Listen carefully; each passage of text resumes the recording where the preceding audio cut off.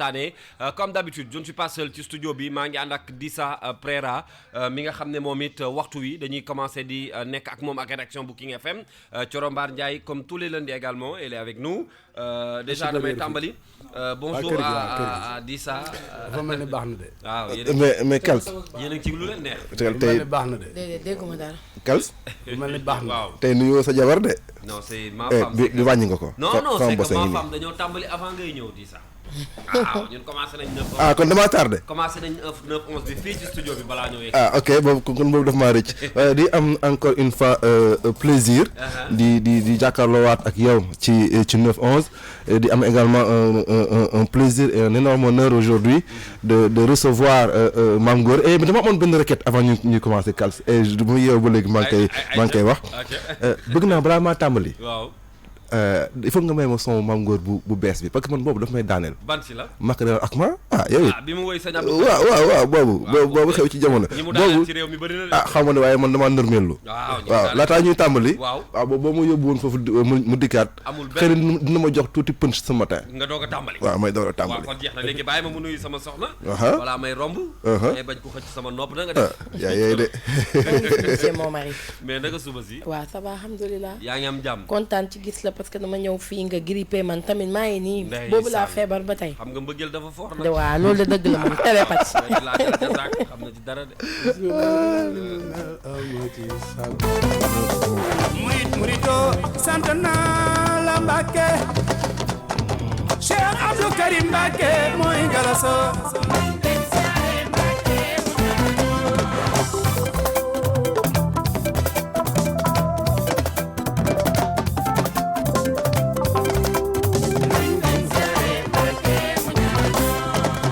murito sant naa la Mbàkke Cheikh Abdou Karim Mbàkke mooy galaso nan dem siyaare Mbàkke mu ñaanal ca bàkk baa ngi noonu mi ngi ko génnee laataa ñuy dem ci màggal gi dippee ko nag ci albumu nangu ndogal la nekk voilà mu suñu sang bi sëñ Abdou Karim la ci bàkk ak histoire bi mu àndal yëpp avant son bi di génn ak vidéo bi dinañ ci dellu siwaat dañuy profiter également jaare foofu sax nuyu Mame Goor am plaisir bu mag dalal ko parce que pourquoi moom bokk na tey ci musique sénégalaise ñi nga xam ne mënoo lim ba sori te doo ko ci boole ndax guddul waaye marqué na empreinte am ci musique sénégalaise bi may waxtaan keroog rek ci album bi may compté ba ak sama benn xarit animateur mooy wax ni ñi ngi ci 14 albums déjà disponible bu Mame Goor quand même c'est énorme et puis c'est à saluer boobu léegi nag bàyyiwul bokk na aussi ci artistes yi nga xam ne li ñuy woowee stabilité ak constance dañ ko am ci seen carrière mooy à chaque fois day actuel day topp li nga xam ne moo di actualité bu dul album dina bokk actualité politique wala sax ci wàllu musique loolu seetlu nañ ko ci jaar-jaaru Mame Goor ñu am mbégte bu rëy yeewoondoo ak moom tey ci King FM salaamaaleykum Mame Goor. maaleykum salaam Kals mais xam nga Sénégal nag ñaari waykat yu mag la am. Youssou Ndour Mame Goor dañuy jàng woy waaw ñaari waykat yu mag yi moom mooy Youssou Ndour mooy ñaar ñi nga tegoon léegi tout à l'heure. ñaar ñoo ànd xam na ñaar ñu ànd léegi. ñooñu ñooy waykat kon wax nañ wax ji. xam nga Sénégal nag. waaw xam nga Sénégal dañuy jaxase. nefere béy ak pasti. te du benn. ñi mën a way ci réew mi bariwul de. dañ leen di compter. xam nga.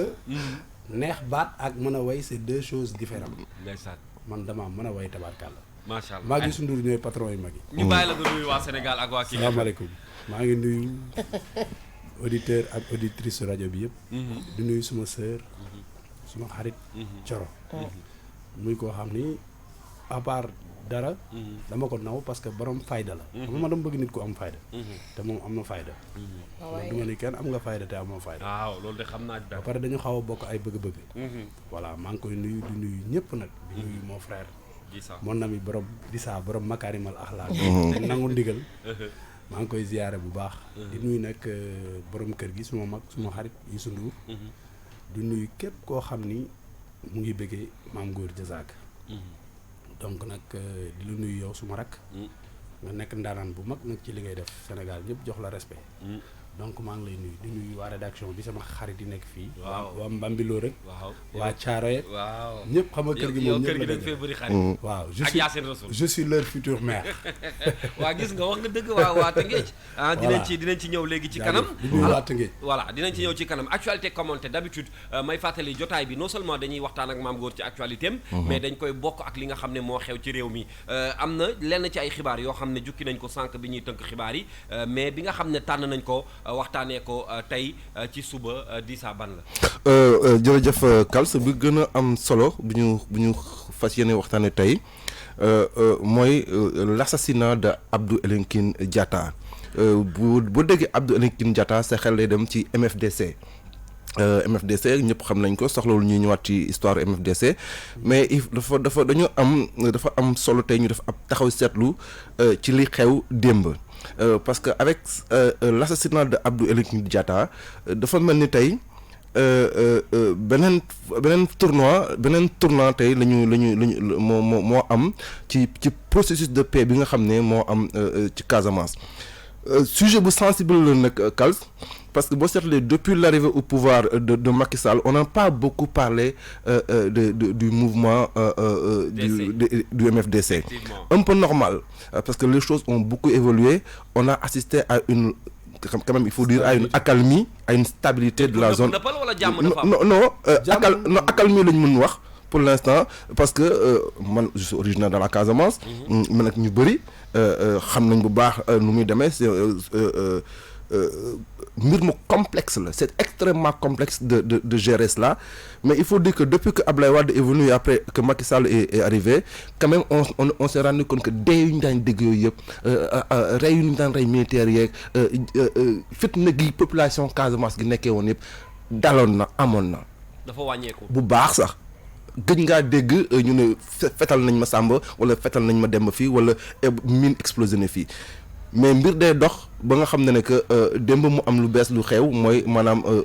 benn fusillade bu am benn dëkk bu ñuy wax Moulomp. Moulomp boo pour ñuy xam Sénégal Moulomp c'est à environ 80 kilomètres au sud de Ziguinchor booy dem yoonu Cap Skirring la nekk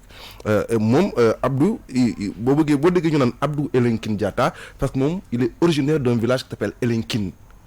qui est dans le sud. kon moom Abdou Diatta la tudd. Abdou Diatta dañ ko dàkkantale dëkkam. waaw dañ ko dàkkantale dëkkam et pour jox la benn anecdote. comme ñu ne Mame Goor Tëngéej. très bien Abdou Elinkine Diatta boobee moom ak Abdoulaye Baldé ñoo bokkoon classe. yaa ngi dégg moom ki nga wax Abdoulaye Baldé xam nga Abdoulaye Baldé nekk na fi commissaire de police nekk na fi ministre de l'intérieur c'est pour te dire en fait li tax ma jox la anecdote boobu c'est pour expliquer la complexité wu.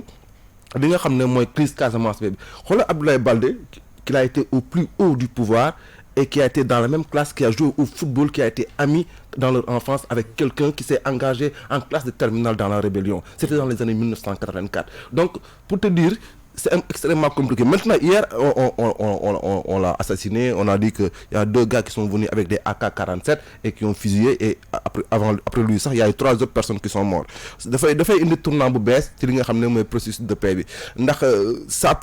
a l'air plus d'un règlement de compte. Parce que c'était un gars quand même on le disait dañ ko daan wooyee grand yow après AK-47 guitare la daan yor. dafa dem ba maanaam dal. Non moom en fait il s'était engagé mais résolument ci yoonu jàmm bi il a été le porte-parole de l'abbé Diamacoune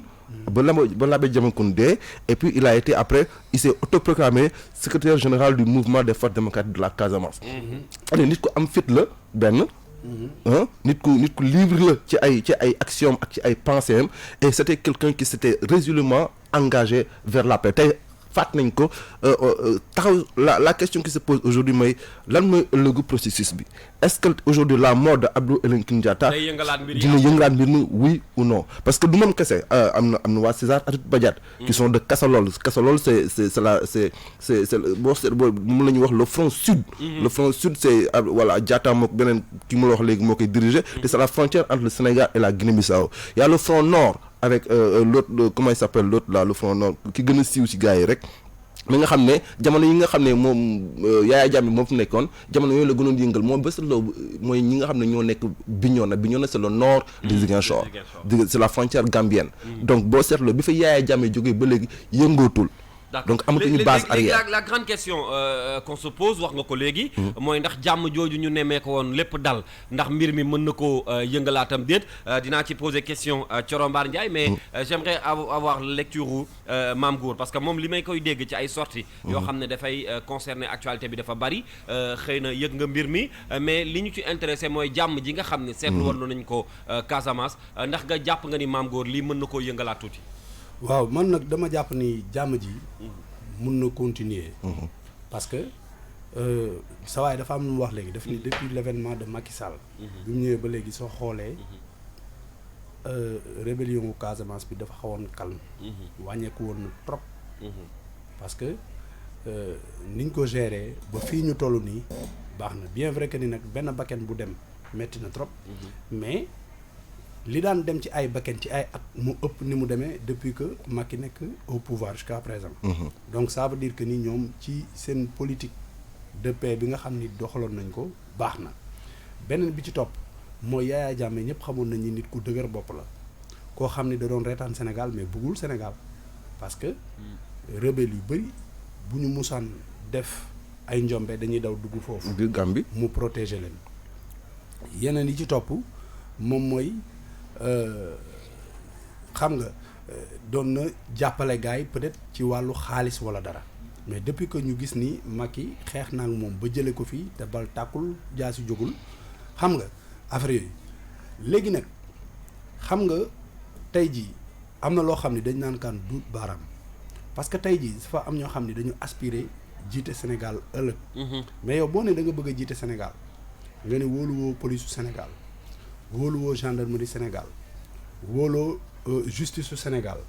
ba pare deuxièmement soo amee problème personnel ak nit dañ koy jël def ko problème boo xam ni da nga naan état moo lay xeex mu jaral la nga dem ci ay gox di def ay tournée di wan waa dëkk bi ni man fii laa dëkk fii sama xeet la dañ ma bëgg a néewal doole di nga am ñoo xam ne da nga leen di révolter te loolu incitation à la violence la lu may wax nag dafa am koo bëgg a waxal waaw li may wax nii dama bëgg Sénégalais yi déglu ma bu baax may wax parce que tey un gars comme Ousmane Sonko dafa ñëw am benn sénégalais bu tudd Mamour Diallo bu mu amal problème mu ñëw di def politique di dénoncer nekk fonction publique di liggéey di dénoncer te ñu ne ku nekk fonction publique am na secret yoo xam ne waruloo ko génne mu koy génne di ko génne ba gars yi jàpp ni dafa def faute grave ñu jële ko foofu dàq ko biñ ko dàqee moom mu dem continuer ni opposant la di opposer ñu dem en élection mu ne candidature am gars yi duñ ko valider mu dem wut ay parrainage am ko ñu jox ko mu dem campagne jël 3e tey yow si sa biir campagne taxaw nga ni benn sénégalais boo xam ne dafa am doom am jabar am ay jarbaat am ay mbokkam di jàng ci école yi dugg fu nekk tey jii jabaram mën a yor oto di ko dawal di dem ci banque yeeg fu ne fu jabaram taxaw yor oto ñu ne oto bi oto sàcc la nga jiiñ ko 94 milliards ni Sénégal moo ko moom léegi ñun la indil preuve saa yu ñu la waxee indil preuve doo indi preuve ngay jiiñ ay nit gratuitement tey jii ñu dem ba nga xam ni tey jii waa ji dem na ba parce que bu la porter plainte ci biir campagne électorale ñu ne dañ lay yow comme da ngay wax rek ni dañ lay kii def nga jàpp ni Sénégalais yi nga manipuler leen pour ñu ne yow état bi dafa farag yow moo tax waa ji porter la plainte ñu accepté ko. généralement soo nekkee candidat sax état bi daf lay justice daf lay protéger. boo nekkee en campagne généralement c'est difficile ñu. résumé bu garaaw laa lay defal. léegi yow ci biir campagne électorale ñu fexe ba nga xam ni waa ji ni dafay bàyyi ba procédure yëpp jeex waa ji def plainte am yow nga def sa plainte léegi bi nga yégee nii bi nga demee ba xam ni yow man waxuma ko à 100%. mais tey Ousmane Sonko mësul jiiñ nit dara fii Sénégal boo waxee danaan xam naa banque bi xaalis bi jaar xam naa fii mais du génne preuve soo xoolee même buy def conférence de presse man dama jàpp ni li muy def du conférence de presse déclaration de presse lay def parce que déclaration de presse mooy nga ñëw toog teg say affaire wax li ngay wax yépp mais ñetti journaliste wala ñeent rek ñoo lay poser question après pare nga ci kenn mësu ko gis mu def débat ak nit nii toog ci table ni comme ni ñu def nii toog discuter waxtaan ci lu soxal askan bi du ko nangu du nangu débat télévisé chaque jour day accuser nit yi léegi yow nga am problème ak benn sénégalais bi porter la plainte ngay taxaw ci campagne yi ñu rey sa benn nit ñaata nit la ñu rey bërki dem la ñu rey doomu Alioune Badara Cissé États-Unis y a des Sénégalais yu ñuy rey fii chaque jour yow nga taxaw ñu rey benn nit foofu police en même pas en espace 2 mois police def enquête jàpp gars yi ñu ne ay charretier lañ ñu jàpp lañ def lañ ci kaso bi keroog nga génn taxaw nga ni non enquête bi police def wóoluwuma ko wóoluwuma bu police bi wóoluwuma bu gendarmerie bi ba pare wóoluwuma justice sénégalaise teew nga aspiré jiite dëkk boobu pour yow c'est un problème beneen bi ci topp d'accord man fi ma xaw a jaxasoo mais pare naa laaj ak li nga andi non pare naa li nga may laaj moom laa may ñëw ak moom ci loolu laa nekk de léegi yow bi problème boobu amee nga bàyyi fi loolu lépp fan yi yëpp gis nañ ni Ousmane Sonko mu ngi nekkoon Casamance di def ay tournée dans le sud dans le sud nekk fa di def ay tournée di won Casase yi ni man doomu Casamance la te Ousmane Sonko il est né à Thiès tout le monde Thiès la juddoo dëkkul Casamance il faut que Casase yi comprendre ni gain bi dëkk boo xam ne dafa am coow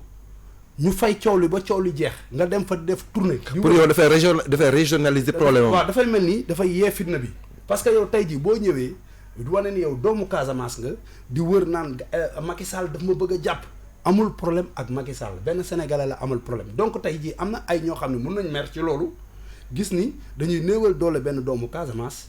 mun nañ gën def ay jéyee de façon ils ont dama jàpp ni Pastef a marché loolu hier incitation à la violence la ok donc man dama jàpp ni jàmm ji fi nekkoon ba léegi nii mën na continuer parce que tey jii yenn saa yi nga dégg ñu ne Thiaroye wala Rufisque wala dara ay nit dugg nañ fa attaqué nañ benn kër def nañ fa lii est-ce que comprendre la donc nag man dama jàpp ni paix sociale boobu nga xam ne amoon na fi ba léegi moo fi am c'est que il faut que les autorités yi nga xam ne ñoo yor dëkk bi ñu bañ ñi wax ni démocratie yooyu yëpp dëgg la mais bu dul campagne électorale waruñu may kenn koo xam ne da ngay wër di def ay tournée pour inciter nit ñi ni dañ ma bëgg a def li wala dañ ma def parce que yooyu mën na indi coow yu mel nii. d'accord Thioro ton avis par rapport ak situation bi. c'est déjà désolant Kals parce que foog naa ni fi ñu toll fi mu toll nii ci Sénégal politiquement wala socialement sur tous les plans pour man am na ay jafe-jafe yoo xamante ni war nañ ko mën dépasser donc man coowal Casamance c'est vrai du loo xamante ne réglé nañu ko ba mu jeex et je pense que fi mu toll nii tembe foofu la ñu war a taxaw fexe ci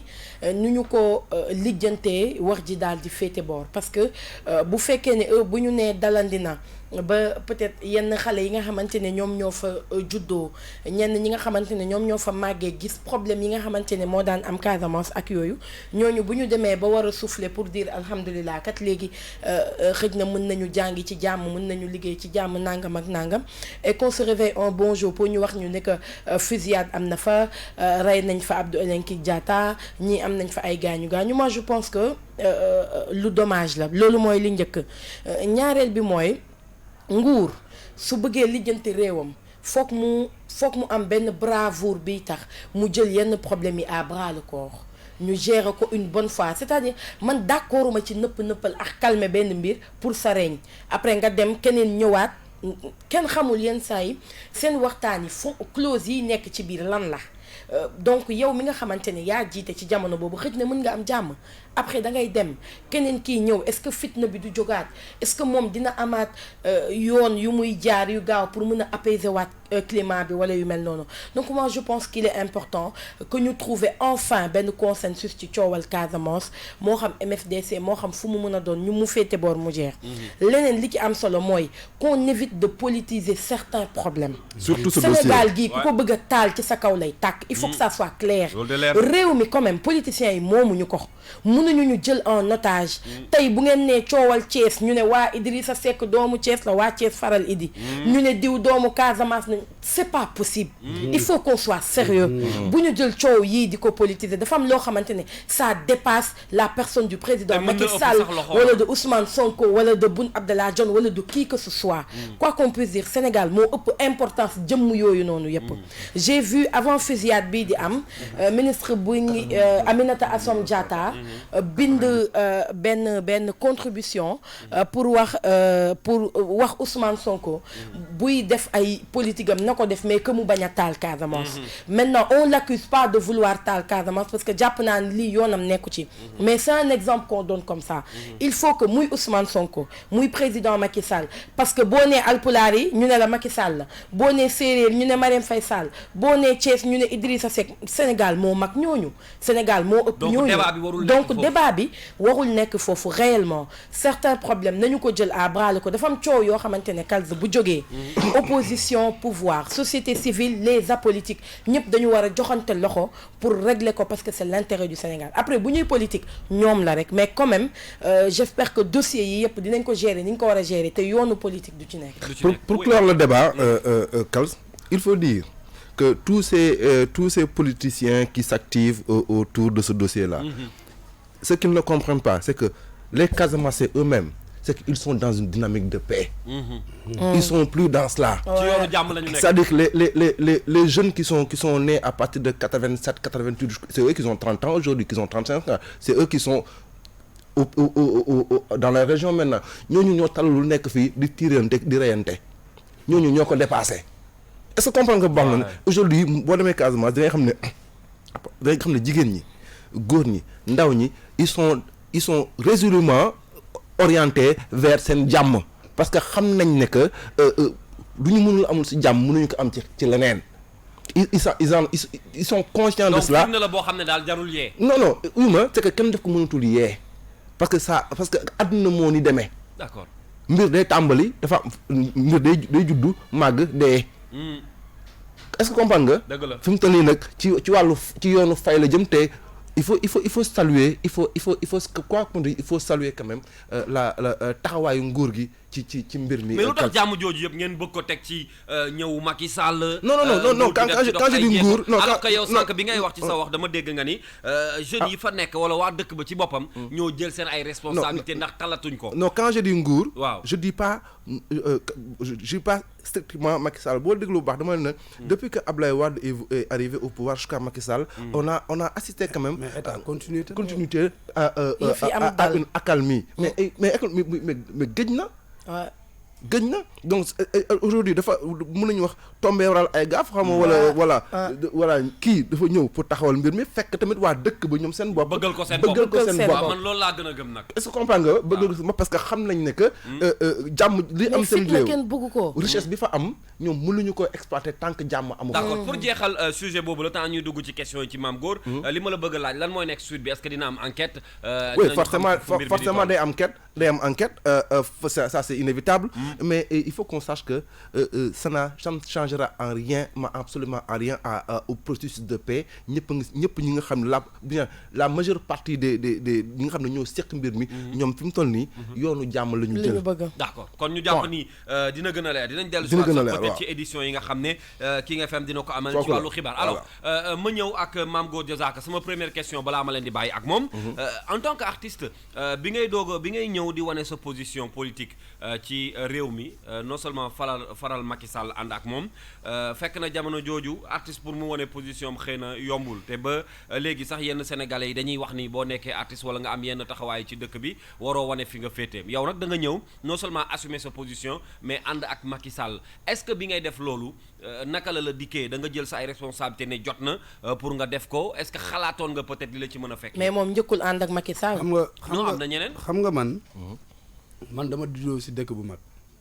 une grande ville muy Rufisque mu nekk dëkk boo xam ni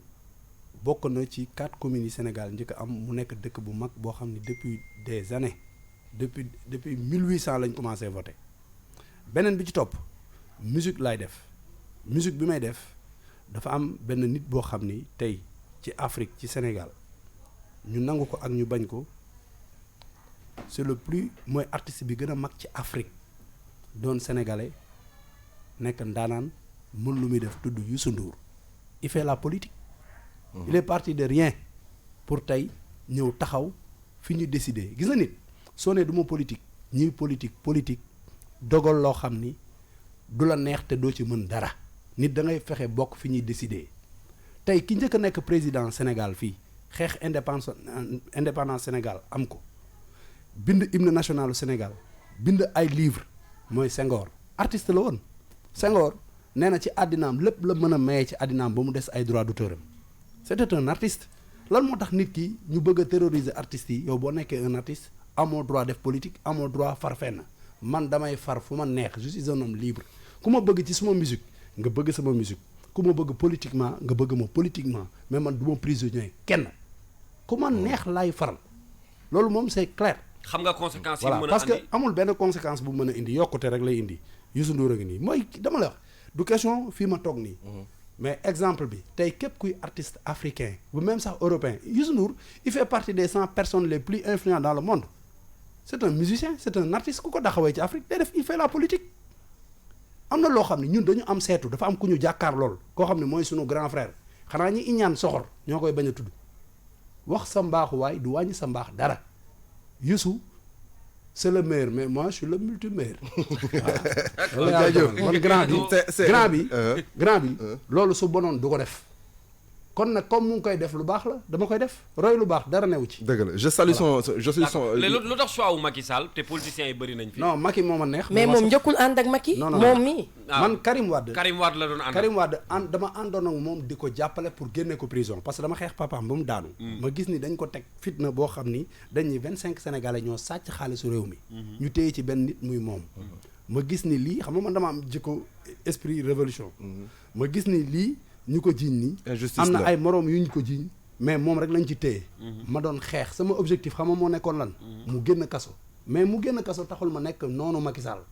est-ce que comprendre la bëgg expliquer mais lu la génnee ci combat Karim bi non génn na kaso koy xeexal li ma bëggoon mais day politique mënoon nga ànd ak moom ànduma ak moom Macky Sall laa mais ci ay jamono àndoon nga ak moom ànduma ak moom man sympathisant xam tu sais xam nga tey jii ku nekk sympathisant ak koo xam ni da lay politique c'est deux choses différentes man dama ko gis ñu teg ko fitna boo xam ni xam naa ne am naa voix ci dëkk bi mun naa wax mun naa xeexkat laa ma jàppale ko pour mu génn kaso loolu rek moo nekkoon sama objectif jeex na lu tax ma koy topp kuy politique dem toog Dubaï di yor ay WhatsApp ak yooyu man daal topp mais parce que mais jot ngeen waxtaan saay non wax nañ téléphone yaa Karim man waaw xam nga parce que bi mu génnee kaso woo na ma téléphone remercier ma féliciter ma si jàppale bi ma ko jàppale mais mu ne ma tamit dégg naa ni temps yi yaa ngi ànd ak gars yi di leen ces gens là ma ne que nag il faut respecter ces gens là nit ñooñu il faut nga respecter leen parce que nit ki il faut nga wax turam xeex naa bu nga génn kaso tey jii nag Macky Sall c'est un jeune c'est un sénégalais c'est quelqu'un boo xam ne am na lu mu bëgg ci réew mi te yaru na mosuma ko gis mu saaga mosuma ko gis mu xaste te tey jii boo xoolee fi mu dem ak Ablaye Wade fi ñu mujjee tey jii moo lay wan ni moom du noonu Ablaye Wade foofu la ñuy tàmbalee sax voilà yow donc loolu moo tax ma jàppale ko sama ko mayee Kals ban analyse ngay def ci retrouvailles yi jàppoon nañ ne que Ablaye Wade ak Macky Sall doon na jafe lool ñu gisee waat au regard de li fi jot a jàll yëpp ci cette dernière année yi tey yow ban analyse ngay def ci seen retrouvailles mais man sentiment de mbégte laa ci am xam nga tey dafa am Sénégal dafa am ay symboles yu fi am dafa am koo xam ne dañ koy woowee Serigne Mountakha Mbacké muy xalif général des Mourides yàlla dogal nag ni ci jamonoom lañ nekk ñu tuddee ko borom mbég mi ak taar bi est-ce que comprendre la tey jii Macky Sall doon taalibeem Ablaye Wade doon taalibeem muy prôner l'islam kooku tey jii su fekkee ni ci ayam gis na ni Macky Sall mi tey jii Ablaye Wade am na âge boo xam ni tey Sénégal ñun dañuy wax ni xam nga tey ay jeunes dañuy dee ay mag di dee mais Sénégal am na âge boo xam ni boo ko amee dañ naan yow yaa gën a jege dee dañ koy wax carrément tey Ablaye Wade bu xëyoon jóge fi kan moo ko war a taxaw Macky Sall léegi nag Serigne Mountakha su xamee ni kii ak kii papa ak doom lañ te seytaane rek moo dox seen diggante parce que ay politique ak ay président yëpp day jeex mais diine bi ak jàppalante bi moo gën a te ñoom ñëpp dañuy tuddoowoo Serigne Touba ci li ñu wax sëñ bi dajale leen woo leen jubale leen te fi mu leen jubale la mooy ci inauguration Massalikul Jinaan te Serigne Touba boo xoolee biñ koy déporté di ko indi fii pour mu jaare fii pour dem ci tukkeem bi xam nga daf ni isa zakartu zalikal mabit wa zalikal lamine wa sabota moom saa yu xalaatee ñaari guddi Ndakaar yu mu fi fanaan rek dafay bëgg a fetal jiyaar mooy xeex parce que guddi yu métti la fi am yàlla fayee ko Massalikul Jinaan sëñ bi woo leen tëjul ak ñoom à huis clos waxtaan ak ñoom ni leen dama bëgg ngeen déggoo ñu ñëw déggoo loolu dama yaakaar ni soo xoolee jour bi mu amee jour bi ñu leen jubalee ci jour bi dama génn ma wax ni saytaane yi nga xam ni dañu nekk ci dëkk bi nga xam ni taay coow bu amee ci dëkk bi ñoom coow moo leen gënal ma tudd nit comme ki ma tudd léegi Ousmane Sonko ma ne ko fexeel boobu bu fi def conférence de presse naan diil la ndax sëñ Abdou sa ki ko def mooy sëñ Mountakha te boo ko defee sëñ Mountakha ngay def yéen tamit ñoom ñi faral Macky Sall jël mbir mi di ko politiquer non dama ni jàmm lu dul jàmm rek jàmm ko gën jàmm moo ko gën juróom-ñaar man ko billaay barke sëñ Touba contre ma kenn gis nga ki may tudd nii Ousmane contre ma ko de c'est que ay doxalinam man bëgguma koo xam ne chaque jour soo xëyee da ngay wax loo xam ne day taal xam nga tey ji lan moo ñu may jàmm nii ñu toog fii climatiseurs yi sedd ñu mën a discuter am na dëkk yoo xam ne amuñu ko dëgg la donc nag paix sociale bi nga xam ne yàlla daf ñu ko may amul prix kenn du bëgg sa intérêt personnel tax nga bëgg ko yëngal soo ko bëggee yëngal man damay dressé wu taxaw sa kanam je suis d'accord avec toi voilà teg fa sa loxo ma ñëw Kals Mame Gor gis nañu que tu t'es engagé ci libération vraiment Karim Wade mais ak Khalifa Sall sentiruma la ci noonu te pourtant Khalifa Sall quand même c'est pas n'importe qui. moom it dañ koo jiiñ. waaw dañ koo jiiñ woon Karim. dañ koo jiiñ waaw mais je sentiruma si noonu vraiment. non man dama lay xam nga mbiru Khalifa Sall. man dama ci wax avant muy dem kaso. parce que mos na organiser benn meeting ci Bourguiba bi noonu. moom ak ñoom Bamba Fall ak effectivement soo xoolee ci internet bi defoon naa benn sortie ma ni ko képp. sortie yi dañoo bëri nag ci yow dañuy réer ñun. waaw mais boo xoolee chaque jour sortie mais fii boo xoolee internet da nga koy parce que dama xew ci jamono yàlla moo dogal loolu maa xew. dëgg la man. damay damay def benn sortie mu am 500000 vues. 500000 personnes ci àddina bi xool la. dëgg la bu fekkee li ngay wax dafa soof gars yi. am na ñoo xam ne ay 2 la ñu am. dëgg la lu leer nga wax ok mais ay 500000 vues. Khalifa Sall. parce que alxuraan laay wax. Khalifa avant muy dem kaso. man dama def benn analyse ma ni Khalifa Sall tey jii yàlla dogal na ni Pape Babacar Mbaye avant moo fi nekkoon yàlla dogal moom moo fi nekk tey jii problème am na digganteem ak Tanor su ma doon moom du ma mës a ànd ak ay nit yoo xam ni dañ may xeexloo te boo xoolee période boobu dafa am ñoo xam ne dañu nekk ci ginnaawam di ko pousse chaque jour ci affaire xeex te nag nee nañ borom yet du xeex ak borom fetal parce que man tey bu fekkee dama ñëw dem di wuti pouvoir ñu ànd ñu dem jël pouvoir bi ñëw ma jël ci say nit ñenn placé leen tey jii Macky Sall bi muy ñëw pouvoir dafa fekk Barthélémy nekk kasu ñu koy jiiñ rey nit même su fekkee defu ko tey jii lu am na dayoo jiiñ boo xam ne buñ la ko jiiñee gars yi duñ la bàyyi noonu de mais malgré tout ça Macky daf ko libéré mu ànd ak il n'avait pas le choix Mame Gor parce que Macky ca heure yu njëkk ya la ne Barthélémy rayul ci ku taxaw ne maa ray même dama xam nga loolu ñun mënuñu ko woon pardonner le président Macky Sall waaw d'accord léegi tey jii ak nu mu mën a demee yëpp moom yooyu yëpp moom jéem na def ay pexe pour xam nga jàmm Mame Gor mais loolu mooy nga baal ma Kalz damay bëgg na ngay répondre question waaw baal ma Kalz yaa ngi tontu waaw may ma ñëw xam nga loolu moo tax tey Mame Gor nañu waxante dëgg fii Sénégal justice bi ni muy doxee da ngay am tour mooy déterminer temps bi ngay am prison alors que tey ay sénégalais ay citoyens lambda ñu ngi tëdd ci kaso bi pour moins que délit yi nga xamante ne moom la ñuy toppee ñi àtte sax defaguñ leen ko coow bu amee ci kaso ba ñoom ñoo fay pâtir parce que ñoom ñooy nekk ci cellules yi gën a metti bu yenn mbir yi amee ñoom ñoo fay dee seen enquête à la limite du mujj fenn seen ay njaboot di jooy moi je pense que yéen ñi nga xamante ne da ngeen di politique wala ngeen jege kilifa yi dama jàpp ne seen intérêt mooy doon wax kilifa yi dëgg gi ñu xam ni lii warul doxee nii Coro xam nga man yàlla dogal na man samay waajur li ma la wax bàyyi fen moo gën julli man du ma ànd ak état ba faral leen ci dara su ma gisee loo xam ne jaarul yoon dama naan jaarul yoon xam nga dama jël exemple ci benn affaire bu fi am ma ni nit bu reyee taxaw ni maa rey kooku même bu fekkee ni yow am nga gis-gisu libéré ko waroo ko bàyyi parce que moom moo ko avoué wax ko ni dem leen ci hôpitaux yi seeti affaire yaa ngi fi mais malgré tout ça bi mu ñëwee benn moment ñu gis ni dem na ba ci biir peut-être ñàkk déggoo am seen biir mu dem far ci Khalifa ma gis ni ñu ngi monter Khalifa chaque jour di ko monter mais tey jii bi mu demee ba tëdd rek des ci Khalifa moo tëdd te Khalifa bi mu tëddee te Khalifa bi mu tëddee non mais wala Khalifa bi mu tëddee ba ñu demee ba ca cëppaandaw la ñu baari ñu mu àndaloon dañu jékki-jékki wan ko ginnaaw waaw dem mais est-ce que Khalifa Sall est-ce que man question bu may posé foofu Mame Gor mais est-ce que Khalifa Sall il n'a pas le droit d'avoir les mêmes ambitions que Macky Sall non kenn neewul parce que fondamentalement loolu problème bi loolu la. waaw est-ce que moom amul droit wu en tant que maire de Dakar d'abord moo gën a dëgër Macky Sall ci suñuy wax si je veux dire Macky Sall gën a ko aay ci wàllu politique moo ko ëpp nag wërsëg xëy na parce que nekk na ko nekk président mais bu ñuy wax politique rek. am na parcours politique non am na parcours bu Macky amul mais est-ce que tey est-ce que loolu ça a été une raison. Est-ce que c'est une raison pour. parcours bi Macky am moom amu ko parce que. mais Macky dégg na président. non oui te moom déggu. non c'est vrai ok. Macky moom à part loolu waaye mooy différent mais non quand on parle de politique je sais. président ngay wax yow daal président est-ce que. yow xam nga président yow gars dañoo war a nekk chef de quartier. waaw combat bi daal. président combat bi ci tënk. waaw combat wu Khalifa Sall. ak Macky Sall c'était politique. c'était politique sama yoon newu ci. waaw c'est politique man wala wuy ma sama yoon newu ci. faralu ma ko Macky Sall laa faral. partisan Macky Sall yi dañuy daw débat bi. ñu dem sama yoon ne man daw ma débat sama yoon newu ci. faralu ma man Macky laa waaw ñu dem nangu nga ni c'est politique ah. c'est politique grave c'est pas politique. dama ne ko choqué man. dama ni man faralu ma ko. Macky man Sall daal nga faral artu naa ko avant muy dem foofu. boo lijjantee nag bañ tëj la kooku sa problème la. waaw man faralu ma ko. ok Macky laa faral. junjuma la Thioro coowal troisième mandat bi dikk si. troisième mandat bi Mame Goor war na cee mën a wax ndax amul nombre tànk. ndax fi mu ne nii mel na ni président Macky Sall moom ku ci wax lay bañ. waaw mais Mame Goor dañ ciy wax nag est-ce que tey pare woon nga pour jàkkaarloo ak président Macky Sall bu demee laajte ji troisième mandat. waaw dama bëgg nag nga déglu ma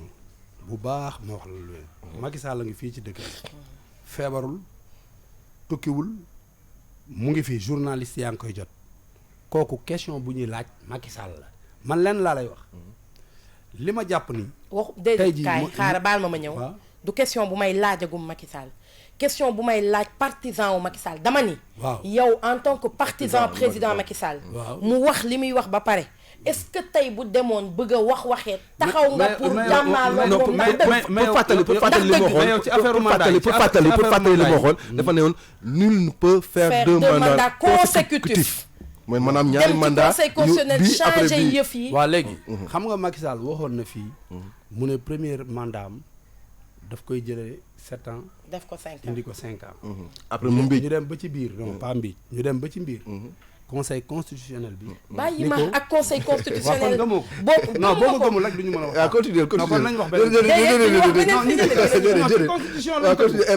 Sénégal ci constitution la tënk. waaw dëgg la continuer mais non dañuy waxtaan rek. parce que ay affaire fanatique yooyu. dëgg la ci constitution moom yéeneem la am. constitution bi ni ko. waroo ko def. mu def 7 ans dama la bëgg a wax. dañ ni ci li ma gis. dañ ni nit ki da nga war a def 2 mandats de 5 ans. du loolu la ñu wax. ci constitution bi. waaw Macky Sall bi mu ñëw di jël pouvoir bi. dafa fekk mandat ay 7 ans moo amoon. man bokk ci sama gis-gis man Mame Goor laa wax. tey ji Macky su fekkee dafa taxaw liggéey fii ci 2e mandat bi parce que man avant may tontu sax ci question bi damay wax ni Macky bi mu jëlee pouvoir bi ak léegi 2e mandat bi. amagul 7 mois bâche yi ñu takkoon sax pour mu prêter serment tekkeeguñ ko. mais nan nga mën a ñëwee yow commencé goo liggéey ay nit yoo xam ni dañu xam ni ci yoonu dàq lañ nekk parce que dañ leen dénk les Sénégalais de l'extérieur. ñu def fa ay njombe ay nit di dee ñuy rey Sénégalais yi comme ay wañ à l'étranger. jàppalewu leen di violer suñu jigéen ñi di jël xaalisu Sénégalais yi nekk ay sans-abri di fanaan ci mbedd yi à l'étranger. bërki dem ba man bi ma njëkkee def sortie temps yële passé dama def sortie ma ni Guinée ngi nii jege ñu mu ngi am problème. du gën a kese affaire 3e mandat du gën a kese non waxuma affaire 3e mandat bi boobu dama doon wax ci Sénégalais yi nga xam ne Guinée mu ngi yëngatu. tey ji ay Sénégalais nekk fa Sori Kaba war fa mun a dem comme mooy le directeur des Sénégalais de l'extérieur ñu jox ko oto jox ko essence jox ko logement jox ko salaire jox ko lépp demu fa. kooku ngeen song tey fan ji yii de ñu jàpp fa ay nit tëj leen kaso xam nga kon donc l'histoire m'a donné raison man li may wax ci benn affaire mooy Macky Sall man maa ngi toog di xaar ba mu taxaw ni 3e mandat la bëgg man dama jàpp ni dama jàpp ni 2 mandats de 5 ans la nit war a def. kon su ma la comprendre. kii dafa nar a am na beneen bu 5 ans bu des. 2 mandats de 5 ans daal. moom la ñu wax moom la ñu def. Sénégalais yaa ngi lay dégg de. mais léegi Sénégalais yëpp may dégg man li ma wax c'est la vérité. léegi man yow ci la Sénégal yow di bàyyi àdduna ak àllaaxira yow parce que 2 mandats de 5 say ans la ñu waajur wax. ñoo déglu ma déglu ma fii léegi damay toog di xam nga xaaral ma ñëw Mame Goor may ñu ba ñëw constitution bi wax may ñu rek ñu ñëw xam nga kal ba constitution bi lii wax gis nga naar bu ndaw waaw lu mu wax ci penc ma Ci xaw xayma. ma ci xayba ci naar bu mag ba la ko déggee léegi man maay lii ñuy wax nii xaaral ma ñëw lii ñuy wax nii Kals je te parle en connaissance de cause lu ñuy ruumandaat la ñoom pour après tenir ce discours là aux Sénégalais ouais le premier mandat on avait fait un mandat de 7 ans si Kisi Massamba Ndiaye mais est-ce que xam ngeen ni yow lan moo la neex yow lan moo tax nga bëgg nguuru Macky Sall gi jeex yow du question bëgg nguuru Macky Sall jeex dafa war a jeex Sénégal lañu waaw xaaral ma ñëw Sénégal la ñu nekk moo fi ñëw ne def une jéem a gouverner autrement Macky c'est le maire waaw xaaral ma ñëw c'est le maire moo ne day ñëw gouverner autrement naam cin sax bu naree neex bu baxee xeeñ te booboog léegi bëri na nit ñu wax lu yaa ngi nii teg greffage buy jar 350 sama greffage jarul daraay Macky Sall sa chaîne or bu gudd samay greffage sol dàll yi rafet ba ma amee fukki at ak juróom-ñeent laa takk sama ndigg di liggéey lu ma am war ba ma lay xam da ngaa jeexoon yaa ngi nii am yaram kon xanaa Youssou Ndour la am yaram bi ami lex xanaa dóor lekk crayon Youssou pastel Ndour la nguuru Macky Sall gi neex na ci yow neexul ci man de yëguma ko ma ñëw tuuti kii Kals cin sax gaa bu naree neex bu baxee xeeñ te booboog léegi digge nañu ak ñun lu ñu deful kon xëj na ñun neex bi am na fu mu yem wala ñun dégg rek lañ ci am ça c'est de un quand le président Macky Sall vient nous dire nul ne peut faire 2 mandats consécutifs les archives sont encore là et que tey ñu bëgg ñu alimenter problème mu 3e mandat Mame Goor est-ce que xam ngeen ni xaaral ma ñëw est-ce que xam ngeen ni il y a des Sénégalais qui sont là et prêts à dundalaat Sénégal 26 juin ndax li nga xamante ne 23 juin ndax li nga xam ne moom le président Abdoulaye xaaral ma ñëw 26 juin xaaral ma yow ñëw doo génn yow moom sa kër ngay nekk waaw doo ma déglu ma ñëw bàyyi ma wax est-ce que xam nga ni des Sénégalais sont là prêt à dabbaliwaat 23 juin ndax président Macky Sall li ñu bañaloon président Abdoulaye Wade moom lañ ko nar a bañal yow di nga génn waaw may ma daaneel Mame Goor may ma rek ma daaneel man façon front yëpp maa ngi ci ndax dinaa dem reportage léegi Thioro dama bëggoon ma ay laaj non foog mu tontu ma di sax vas-y foog dama bëgg rek ndax ñoom dañuy daw débat boobu loolu laa vas-y est-ce que xam ngeen ni des Sénégalais pare nañ pour jàkkaarloo ak yéen te xanaa du ngeen nangu taal Sénégal am na ay Sénégalais yoo xam ni yaa fi ne léegi sa waajur daf la ne bàyyi fen moo gën dama ni jàpp ak julli am na ay Sénégalais yoo xam ni ils sont prêts toujours pour accompagner le président dama ni man neewuma Macky 3e mandat ba léegi déggoo ma ko dama lay wax lu leer nañ dama ni constitution bi li ñu wax dañ ni nit bu ñu fal 2 mandats de 5 ans lañ la wax voilà léegi bu ñu ca tolloo nag nga posé ma question ba tontu mais fi mu toll nii dañuy wax ni Macky mu ngi door a falu yaa 5 mois te dafa war a toj réew mi nag liggéey nañu wax ci li mu war a teer baa ngi nii yàqu na ñu indil ñu BRT ay xaalis Sénégal bi fu kenn xamul ok nañ teg politique bi fële jubal ci leneen parce que politique bi moi je pense que il a répondu clairement sur la question du 3e mandat moom d'accord na ci bés bu ñu ci yeggee loolu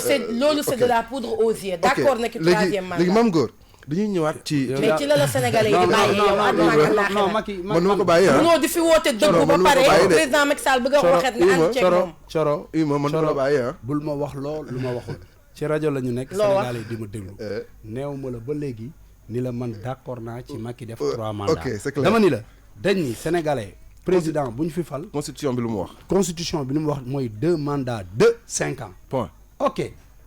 buñ ci tolloo voilà buñ ci tolloo nag après ñu wax ci point mais li constitution bi nekk point d'interrogation ñu ñëw voilà on va quitter la politique on va aller dans la société am na mbir mu xew jamono ji yëpp ba sax def naa ci chronique vendredi ba nga xam ne ki ñuy woowee borom mbégte mi Sëñ Mountakha mer ci lool et moi j'ai toujours dit que Cheikh Béthio Thioune méritéwul loolu méritéwul loolu parce que bay na ci waar yu loo xam ne néew na ñoo nga xam ne taxawee nañ tànk yooyu ban analyse ngay def ci taxawaayu Aïda Diallo parce que c'est de elle qu'il s'agit taxaw bi mu taxawee moi dama am impression que dafa défier autorité wu une des personnes les plus importantes de ce pays muy Cheikh Mountakha pour man dafa défier autorité bi ba pare tegawul ci yoon bi nga xam ne moom mooy yoonu l'islam yow ban analyse nga ci am waaw man sama analyse bi ma ci am moom Sénégalais yëpp dégg nañ ko tey jii Serigne Touba Mbacké mi nga xam ni moo tracé yoonam xeex yoonam ba yoonam rafet ba ñëpp bëgg ci bokk amoon na ay doom yu jigéen yu fi nekk muy soxna Momi ak soxna May soxna Momi ak soxna May am na ay doomu Sëñ Tuubaa yu góor yoo xam ne ñoom ñoo leen magoon te biñ fi nekkee seeni rakk ñoo nekk xalifa parce que ay góor lañ pourquoi jigéen war a nekk xalifa amul fenn ci àddina bi benn bu fekkoon sax jigéen la boo xam ne nit ki moo ko jur waaye sa soxna lu tax ma tey ji ñëpp xam nañ ni Serigne Touba ak Maam Serap Fall bu ñuy wax yoonu murid dañ naan Sëñ Touba ak Cheikh Ibra mais lu tax bi Sëñ Touba jógee mook Cheikh Ibra 3 ans la ñu rawantee ci Zahir kii mu ngi làqu 1927 kii làqu 1930 lu tax bi mu fi jógee Serap Fall taxul ni maay xalifa te moo gën nañ jege Sëñ Touba parce que bu ñu nee Sëñ Touba Serap Fall lañ ci teg dëgg la mais bi ñuy werante ci yoonu murid bi am ay seexu Sëñ Touba yu taxaw naan dañoo bëgg a nekk xalifa Cheikh Ibra dafa ñëw tracé ne leen nit doom jël leket bi jox ko sëñ Modou Moustapha jox ko sëñ Modou Moustapha mu toog xalifa waa léegi yow nga nekk soxna nit ki am ay doomam dëgg la soxna day jege borom këram xam nga tey jii man mun naa am soxna sama soxna bu baaxulee sax daf may tàggaleeg samay doom daf may def ay xon yoo xam ni sama doom saa yu ma ko gisee dafay mel ni sama butit laa gis mun naa mere sama doom saaga ko devant ñëpp wax ko lu ñaaw devant ñëpp mais mbaam wéq na doomam mais taxul mu bañ ko même Cheikh Béthio bu fekkee dafa doon taxaw sax xas doomam ni ko lii doomam la am na droit xas ko mais kooku nag mooy donoom kenn du doonu sa bàyyi doonu bàyyi jàmbur ba pare dafa am benn wax boo xam ne dama ko wax fan yii la passé des fois ay nit interpellé ma ci xam nga man mun naa wax ni jigéen buy gis mbaax parce que jigéen fekk ménopause da ngay gis mbaax mooy règle waa léegi yow nan nga mën di amee ay règle wala ngay gis mbaax doo set ay nit di sukk ci yow di jébbalu naan laan jébbal naa la sama ruu àddina ak ilaaxara ngay ngénte ay liir nekk jigéen sa wax jooju dama ko gis ci réseaux sociaux yi di may ay jabar maam sa wax boobu non baal ma rek doguma la dama ko gis ci réseaux sociaux yi ñu koy commenter ñenn ñi des fois ñu def ko reetaan mais est-ce que jàppoo ni tamit ay wax yu teggine la xam nga dama lay wax xam nga moom laa lay wax nii dama ni xam nga xale bu am 12 ans doon jigéen à partir de 12 ans 13 ans lay commencer di gis mbaax mooy règle am na xale yoo xam ne xamuñu mbaax boo waxee mbaax duñ ko comprendre boo bëggee wax ak maas bi da ngay wax li nit ñëpp comprendre nga xam ne mag da koy xam ndaw da koy xam ñëpp dañ koy xam ñun waxuñu parce que dañuy ñàkk kersa waxuñu parce que dañuy offenser nit waxuñu parce que dañuy bañ nit ñun ay murit lañ man sama papa bokk na ci 16 personnes yi njëkk a liggéey ci jumaay Touba 1940 16 personnes yi jógee kër Maam Serap Fall dem defari ji jumaa ji man sama papa ci la bokk boo demee daaray kaamil bu ñu génnee ñu jógee kër Maam Serap Fall sama papa moo nekk 11e personne kon yoonu murit kenn gënu ma ko xam laxasaayu naa 7 ans kër sëñ Modou Mbenda man ci yoonu Baye Fall laa juddu sama papa bi mu gaañoo papaam bi mu gaañoo boobu sama papa parental la ñu yar Serigne Modou Moussa Fall bi sama papa juddoo moo ko leewu tudde ko Chérif Assane Fall yar ko bi mu demee ba mat am soxna ñu may ko soxna mu am ay tutànk muy ñun beneen bi ci topp ay rakkam yi mu bokkal baay sama papa bi papaam gaañoo dañu jël sama yaayu papa may ko Serigne Modou Diop borom dalal jàmm Serap Fall la ko seexal mu am ci Cuuna Diop ak Jee Diop Cuuna Diop moo nekkoon aawo Serigne Cheikh Fall Baye góor su fekkoon ne tey ji tout tànk bi nga xam ne am na ko ak moom bu doon dund tey mooy nekk place Cheikh Ndigal sama cousin lay doon kon man yoonu murit kenn ëppalewu ma ci yoonu murit jigéen du ci jiite sëñ Touba dafay bàyyi ay doomam soxna May ak soxna Moomi am na doomu sëñ Touba yu góor yu fi nekk yoo xam ne ñoo leen magoon te ñooñu dañoo sell sëñ Touba doomam jigéen yi dañoo jàng dañoo xam àddina te pourtant musuñu jéem a toog xalifa mais yow nga ñëw di sëy ci kër tey man soxna si li ma waxuma pour offenser ko de dama ko jox leçon dama ni ko tey xam lan la waroon def bi Cheikh Béthio làqoo ku toll ni Serigne Mountakha Mbacké ak ni mu toll ci l'islam ak ni mu toll ci àddina ni soxna si sëñ bi cheikh bi nañ ko indi Touba ñu jël baax ya denc ko baax ya mosuñu fa joxe place bu toll noonu ñu jox ko Cheikh Béthio jox ko denc ko fa ba pare mu joxe ndigal ni na ñëpp topp taawam muy Serigne Saliou Thioune te Serigne Saliou Thioune loo ko gis dafa yaru il est poli ba léegi nii ba bërki démb rek maa ngi liir ni mu ngi taalal loxo ñëpp di leen woow comprendre la tey ji yow kooku bu fekkee ni baayam dafa làqu nga nekk tantaam bu ndaw mu làqu yow ñëpp xam ni jëwrin nga ku daan liggéeyal sëñ bi jàmbaar nga woon sëñ bi kontaanoon na ci yow xam naa nga war a def dajale sa mbooloo ba ñu dajaloo nga wut sa addiya ñëw ba ci moom nga ne ko yaay sama doom yaay sama lépp dama bëgg a topp sa ginnaaw liggéey. et puis foog ñu xam ni sax maam góor que kenn amul mbooloo nga baal ma ci cantaakoon yi. kenn amul mbooloo ñëpp mbooloo cheikh bi la ñu yor. waaw d'accord bu loolu sax garaawul parce que am na ñoo xam ne ay jëwriñ ak ñoo xam ni sëñ bi dénkoon na leen soxna si mais soxna si bu dajalee mbooloo moom bi mu am ñi nga xam ne moom parce que fi mu toll ni am na ñu ko gëm. ñi ko gëm ñooñu bu àndeek ñooñu ñëw ba ci taawu sëñ bi ni ko man de dama fas yéene dama daan liggéeyale sëñ bi di ko jàppale ñu continuer liggéey xam nga moom duñ ko def taalibe comme yeneen taalibe yi am na yu bëri yoo xam ne duñ ko defloo su boobaa bu màggal amee mun na ñëw ñëpp nekk janatu moom mu am kiiwam fële benn dalam bu mag boo xam ne xam nga affaire yooyu yëpp doon benn mais tey jii lii ñu def nii Cheikh Béthio mérité wu ko. Cheikh Béthio bi mu fi commencé di seexal ay nit seexal ay jigéen sëñ Sidi Mokhtar Mbacké dafa génn wax ko tere ko mais daf ni ko même sama ceex soo bëggee ma dindi ko kooku ni ko Serigne Saliou Mbacké la ko defal yow sa ceex bu mu waxuñu ko mu dindi yëpp kon nag Cheikh Béthio bu làqoo li rafet moom mooy lii dafa ñaaw est-ce que comprendre la te man pour man conflit d'intérêt moo indi li yëpp affaire xaalis dafa am lu bëri lu ci laxasu loo xam ni non mooy addiye yeeg yooyu rek xam nga tey ceex dafa neex toog rek climatiseur di la ëpp gars yi daw di indi moo ni di la jox dafa neex mais mun nga ko gérer neneen donc man waxuma dara loo xam ne dama ko wax parce que dama contre soxna si mais li logique laa wax man Cheikh Béthio man sama xarit la woon man maa njëkk a way Serigne Béthio ci musique mu bëggoon ma nag jox ma cër coro mi li ma lay wax xam na ko Cheikh Béthio mos naa ñëw di ko nuyu li ma lay wax yàggul ma ñëw di ko ziar benn taalibe bi ni ko sëñ bi xamee nga maam góor parce que xam nga jamono yooyu mu ngi commencé di tawat ak yooyu kooku wax ko loolu xam na la ko wax waaw maam góor nga may présenté kii nga xam ni sama xol bii la ne mais su ma neexoon loolu mu wax noonu ma génn exploité ko dëgg la ne seex nga xam nga loolu la quoi tegal foofu sa baaraam Kals xaw ma ndax mën nañ dem service commercial wala mën nañ am dara foofu waaw dañu bëgg a dem ci benn reportage boo xam ne def nañ ko université ak Ndeye Mati ce sera dans quelques minutes aussi également dinañu dem ci répondeur bu King FM mais mën naa la bàyyi ñu avance ci benn question le temps de dañuy ñëwaat ci politique bi bi yoon nag on va parler de Mame Gor candidat Thioro Mame Gor dafa taxawal parti politique wala mouvement grand man neerul sama bopp bi ba léegi déclic waaye nu mu explique ma yow d'abord Mame Gor fan nga wéer loolu waaw fi ma ko wéer moom mooy man sénégalais laa comme sénégalais yëpp yor nationalité sénégalaise beneen bi ci topp ma doon Rufisquois tey boo ubbee sama quarante boo ne bu ñu bindee sama tur dañuy wax né à Rufisque ma juddoo Tëngéej ba tey ma am at yi ma am ma dem ba am ñeent fukki at ak lu topp ñun bi ñu nekkee xale boo xoolee Tëngéej tubaab yi dañ fa daan ñëw di dem place Gabar benn place bu ñuy wax place Gabar am na benn xam nga tey jii boo xoolee port bu njëkk bi Tëngéej la nekkoon fa la gerte gi daan jaar pour dem à l'étranger port minéralier waax bi tubaab yi dañ daan ñëw foofu di ko photo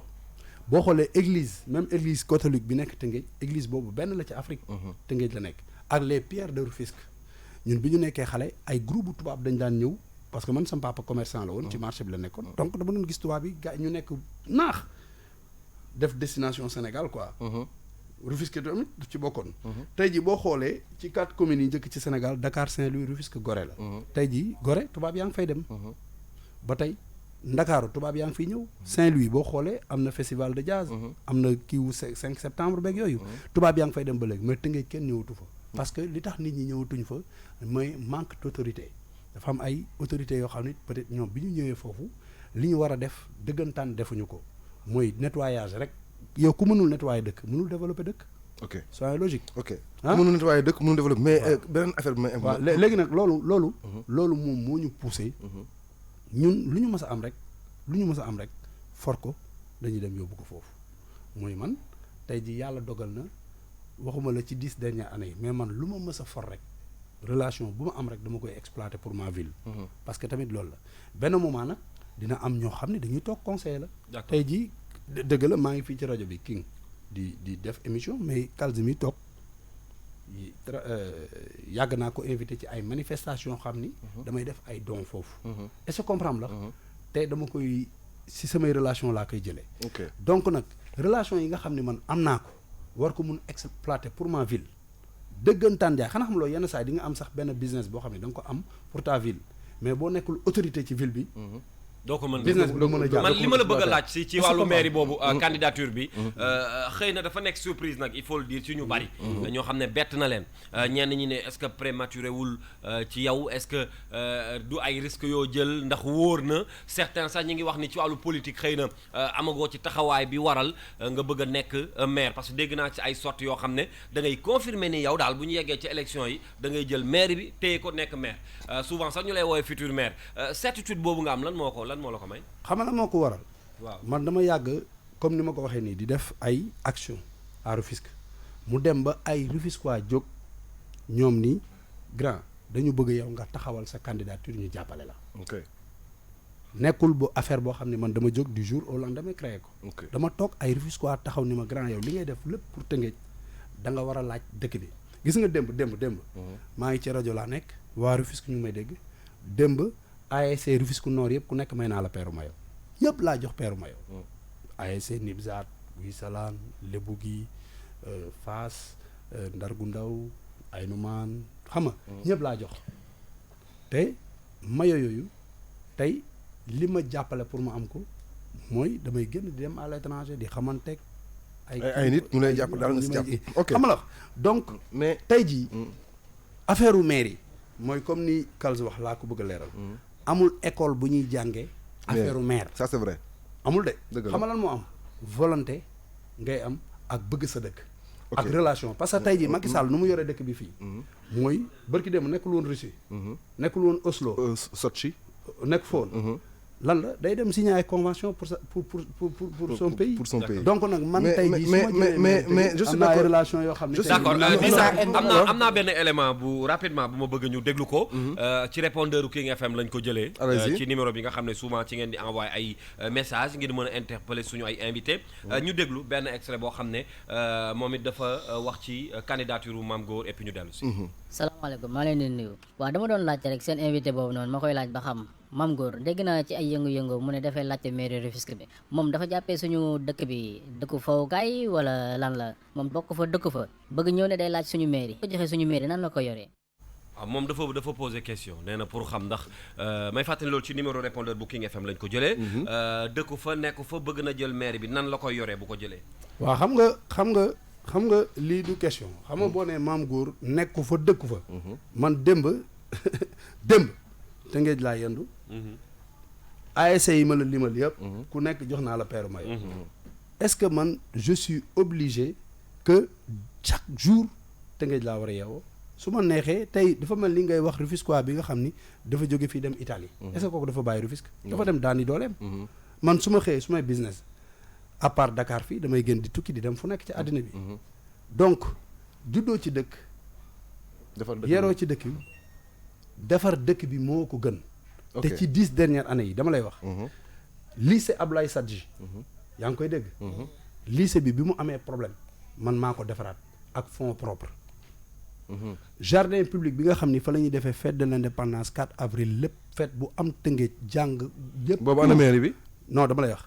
maa fa def lumière waa saltige fa la ñuy basketé fa la ñuy handballé lépp maa fa def lumière daaw ak sama ay partenaires may naa bourse les étudiants Rufisquois valeur 10 millions ren dinaa leen may ay bourse valeur 20 millions chaque fête de l'indépendance ma organiser benn concert bu mag boo xam ne dafay ànd ak don de sang. est-ce que du li nga bëgg dëkk ba rek moo tax non nga koy def loolu ba ma koy def non loolu ba ma koy def amoon ambition sérieusement dëgg neex yàlla musuma woon xalaat ni un jour dinaa taxaw ni bëgg naa maire Rufisque xam nga lan moo ma dugal ci maire bi naa la ko wax tey le maire de Rufisque Daouda Niang mu may déglu moom il n'est pas candidat à sa succession mag la suma papa la suma xarit la yàgg na wala ngemb non ngembu ma man moom PDS la bokk man sama mouvement laa créé bu tudd Déclic mu nekk suma papa nekk suma xarit mu yàgg a gis yu may def pour Rufisque benn jour ma recevoir ma bureau ñu toog mu ne ma mon fils yow tu es de Rufisque gis naa coono yi ngay daj yëpp pour Tëngéej te gis naa relation yi nga am man je suis pas candidat à ma succession te ñi ma fi gis nii man jàpp naa ni bokk nga ci ñi nga xam ni ay yaakaar ngeen pour Rufisque mais doo nekkal candidat ma ne ko waaye père man xamante ni du ma nekk fii Afrique mais nag li ko confirmé dama lay wax parce que si rajo laa nekk xam nga moo nekkoon ci en privé wax ko ñu mën a wax loolu man nag daaw dañaa ñoo ko beneen bi ci topp bi ñu demee nag dem ba mu yàgg ñu gis ni nawet bi ñëw canal bi axe 3 bi ñun daf ñu rey waa Tëngéej parce que dafa fal ay maire d'arrondissement maire bu nekk bëgg recette benn maire bi ñëw jël canal bi nga xam ne 14 kilomètres de canaux salle kii en ciel ouvert la ñu am mu ñëw jël ay maçon ñëw tabax canal bi ay cantine jaay cantine yi 20 millions est-ce que comprendre la quand tey jii bu dëkk bi doon lakk sapeur pompier mënul jaar foofu pour dem Gendal ba pare dëkk bi inondé di fees dell gis nga keroog fas bi lab foofu fu ñu dem ba fas di fa lab xam nga nit jël ñu koy wax donc nag loolu te loolu sama koñ la man fi fas bi doon labee foofu Nimzaat la sama koñ la man foofu laa juddoo yaroo fa màggee fa est-ce que je suis obligé pour toujours may fanaan foofu su ma defoon comme ña fa nekk yëpp di fa fanaan di fa yendu du ma am benn relation il faut ma génn dem wuti ji su ma amee ñëw indi sama dëkk. ok léegi ma di sama ñëw ci candidature boobu mu nekk yow wax nga ni mouvement nga créé ak yu mel noonu est-ce que tey pare nga pour ànd ak peut-être parce que ci pour ànd dem coalition pour mën a gagner mairie bi parce que vous n'êtes pas sans savoir que Sénégal ni mu bindoo politiquement il est extrêmement difficile parti politique kase wala mouvement kase gagner élection mairie. loolu nag yaa ngi koy door ren nga koy gis man dama lay wax loolu man damay gagner xam nga tax may gagner booy tëngee ji ñoo jóg parce que xam nañ ni Mame Goor am na fulla am na fayda am na fit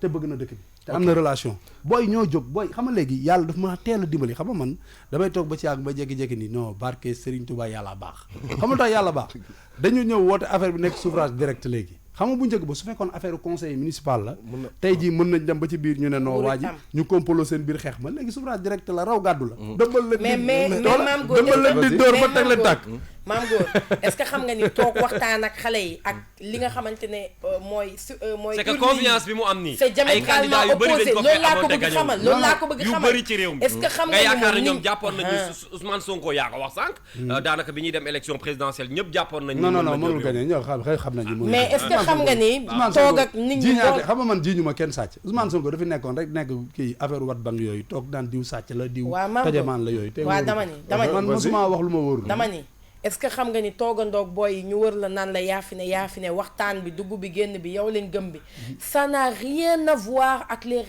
la réalité dans les non c'est que man tooguma ak dama la bëgg a expliquer benn affaire xam nga man dama woy benn woy boo xam ne dama ni gor soo ko teralee tëral ko soo ko toroxalee toxal ko dëgg la loolu laa wax man yàlla dafa dogal li ma am moom ko dama ko bokk ak waa Tëngéej barke Serigne Touba Mbacké barki démb rek may profité ci occasion bi di jaale waa kër Pape Dout Keita maire Nafi Ndoye dama dem foofu benn dëj mais dëj bi ma fa ñëwee ñëpp a jóg kontaan imam yeeg chef de quartier yeeg te kii gaañu autorité bu mag la donc li ko def mooy xam nga lan koo wax mun la Mame Goor lu mu am Tëngéej la ko indi tey jii mu ngi mel ni ngay wax benn waay téléphone nii waaw Macky Sall bu nee Fatick la bëgg warul bëgg Fatick parce que moom du fanaan Fatick du fa yendu Macky Sall lu muy def Fatick est-ce que comprendre la du question ni kii dafay fanaan fii di man sama kër bi ma war a dëkk moom ko Tëngéej laa ko tabax est-ce que comprendre la bëgg naa la laaj également ci ba tey say relation avec les artistes baal ma di ça les artistes yi nga xam ne ñoo nekk Tëngéej parce que boo nee tamit quand même maire bu Tëngéej nga bëgg a jël après yaay nekk seen maire ñoom ñëpp on est d'accord bu fekkee ni gagné nga ko comme ni nga ko waxee alors que ndax sa diggante ak artistes yi nekk foofu ratax na déjà en premier sa diggante ak Gorgui Ndiaye gisoo ko bërki dem bi ci internet bi Dakar Buzz lu mu wax da ngeen a jiboo non masuñu xuloo mais mos ngeen am ay problème non masuñu am benn problème c'est que nit yi peut-être moom ñi ko fan comme lii Balla Gaye waxoon Modou Lo mu ne Modou Lo moo ko yëpp mais xaw ma lan ay fansam ñoo voilà comme genre yooyu nit yi nekk si ginnaaw ñooy wax mais Gorgui Ndiaye man ak moom ñoo bokk benn quartier suma grand frère la moom suma mag la doon àndal amuñu problème man ak moom man benn moroom laa am ci musique bi Youssou Ndour la point man man ak Youssou Ndour ñooy morom man Youssou Ndour mooy sama copain moom laa bokkal classe man Youssou Ndour mooy sama gars voilà mooy sama morom mais Gorgui Ndiaye léegi man lay jàppale c'est un artiste te tey jii dama la bëgg a wax gis na man suma candidature dafa war a nekk ndam ci artistes yëpp parce que artistes yi dafa am bët bu ñu leen di xool artiste warul gaatu mbattu di ñaanaatu est-ce que comprendre la wala nga ñëw taxaw ci buntu benn structure naan ma sàmba la ba yooyu xewi na Youssou Ndour du ko defal kenn yow noo koy defee yow moom am nga système yow moom day laal ay millions te yuuxuwul kii noo koy defee moom am ay xaritam am ay non man dama lay wax man nit ñëpp moom daa am ay message Youssou Ndour nii mu def nii ubbi ay structure am di liggéey man dama ubbi samay business di liggéey kee may jàkkaar loo xam ne li ma lay wax man dama am sumay business yoo xam ni léegi da ngay wax kal loo may nëbb kon non moom su ma rek man damay liggéey de bokk maa waykat yi nga xam ne mbàkk ma yor léegi xoola dama ni du ma wax faalewuma kenn mais yàlla tabarkàlla maa ngi sant yàlla bu baax a baax parce que damay liggéey dëgg la man mais Macky Sall ñoom Amadou Ba ñoo lay financé yaakaar naa Amadou Ba Macky Sall ni ñoo koy financé ay Cheikh Ba yaakaar naa ni ay Matar Ba yaakaar naa ni ci waykat yi nekk Sénégal man maay la rare personne boo xam ni 7 heures dina fekk ma yeewu di job man damay liggéey parce que musique passion la bu lay dimbali di la jox xaalis mais musique kese du métier bu doon musique kese métier la Youssou Ndour ci way rek lay yem xam nga c'est que booy ñun dañu am benn seetu dafa am lu taxaw suñu kanam loo xam ni du question ni man dama fan Youssou Ndour man Youssou Ndour dama ko bëgg parce que dafa am jom c'est que Youssou Ndour mooy suma référence moom laay xool grand bi guerrier la ay way nii mën nga way toujours mais way rek du métier waykat soo koy def da ngay def way ak leneen moo tax may conseiller jeunes chanteurs yi bu ñu gisee benn waykat bu mag muy dawal oto wala dara ñu yaakaar ni ci way ak ay fompoog yooyu du affaire bi de job mooy affaire bi job di way léegi balaa ñuy yegg ci jabar yi mën nañoo muñ maam góor ci vote yi mais li ma wax dëgg ngay maam di tëb di dal nii maam góor mais li ma wax dëgg da ngay dem maam góor dégg gis nga maam góor da ngay dem élection kals ku wax élection wax nga ko léegi ku wax élection wax programme xam naa doo ñëw rek ne waa Tëngéej oui je vais être maire comme ça léegi yow da nga bëgg a wax sama programme bi pareegu ma xam nga koy dem élection di nga ne waa dëkk bi lii laa fas yéene def benn ñaar ñëpp xam nañ ne que tout le monde sait que élection c'est des finances c'est de l'argent Macky Sall la àndal am na xaalis non xaaral xam nga Macky Sall la àndal gis bu mag di jox xaalis déedéet non gars yi ne nañ non gars yi da nga gis ku Macky Sall di jox yow xaaral di non boy Macky du joxe lu bëri de boy boy bul dëkk de boy ay deux ma kii Mame Ngor les finances c'est important c'est le nerf de la guerre Mame Ngor fan nga jëlee finance wu dem campagne waaw xam nga man ça demande des millions et des millions Youssou Ndour du suma grand frère waaw dëgg la de grand frère du suma grand frère dëgg la grand bi mën naa ñëw ni ko jox ma benn 500 millions 500 dama koy dama lay wax benn affaire Sénégal bëri na ay artistes dëgg la bëri na ay ndaanaan dëgg la bi ñuy démarrer émission bi dafa am benn way bu ñu teg mu ne gis nga Mame Ngor mii lii du fi yem ñaan la leen Mame Ngor mii lii du fi yem baat du fi yem bee ñëw waxu baatin la de dëgg la suma waay la dama la bëgg a wax c'est que dama la jox exemple ci moom parce que sa candidature moo ko lancé le fisc d'ailleurs ba pare dama lay wax benn affaire sama candidature man bu ko Sénégal déggee ba xam ko Youssou Ndour la moo njëkk a tudd sama moom dañu toogoon fenn di ko ruumandaat ci benn ruq comprendre la fekk ma am décision bi ni damay dem seeti président pour waxtaan ceeg moom ni ko je suis candidat à la mairie de la ville de Rufisque waxtaan ngeen si ma ñëw daje fa ak Youssou wax ak président génn suma grand frère la mu waxtaan ak moom ndekete grand bi capté na loolu samedi bi ci topp mu war a jouer concert Rufisque mu jouer ba ci diggu concert bi mu arrêté musique bi ni leen am na koo xam ni fii la dëkk suma rakk la ku am fulla ku am fayda koo xam ni Sénégal kenn yabu ko candidat la pour la mairie de la ville de Rufisque Mame Ngor Diazaka dëgg la moo lancé tey boo xoolee après mu xëy def tole ñëpp di ko waxtaane Youssou Ndour kan la ma sa defal loolu bëriwul de non dama ni am defalu ko kenn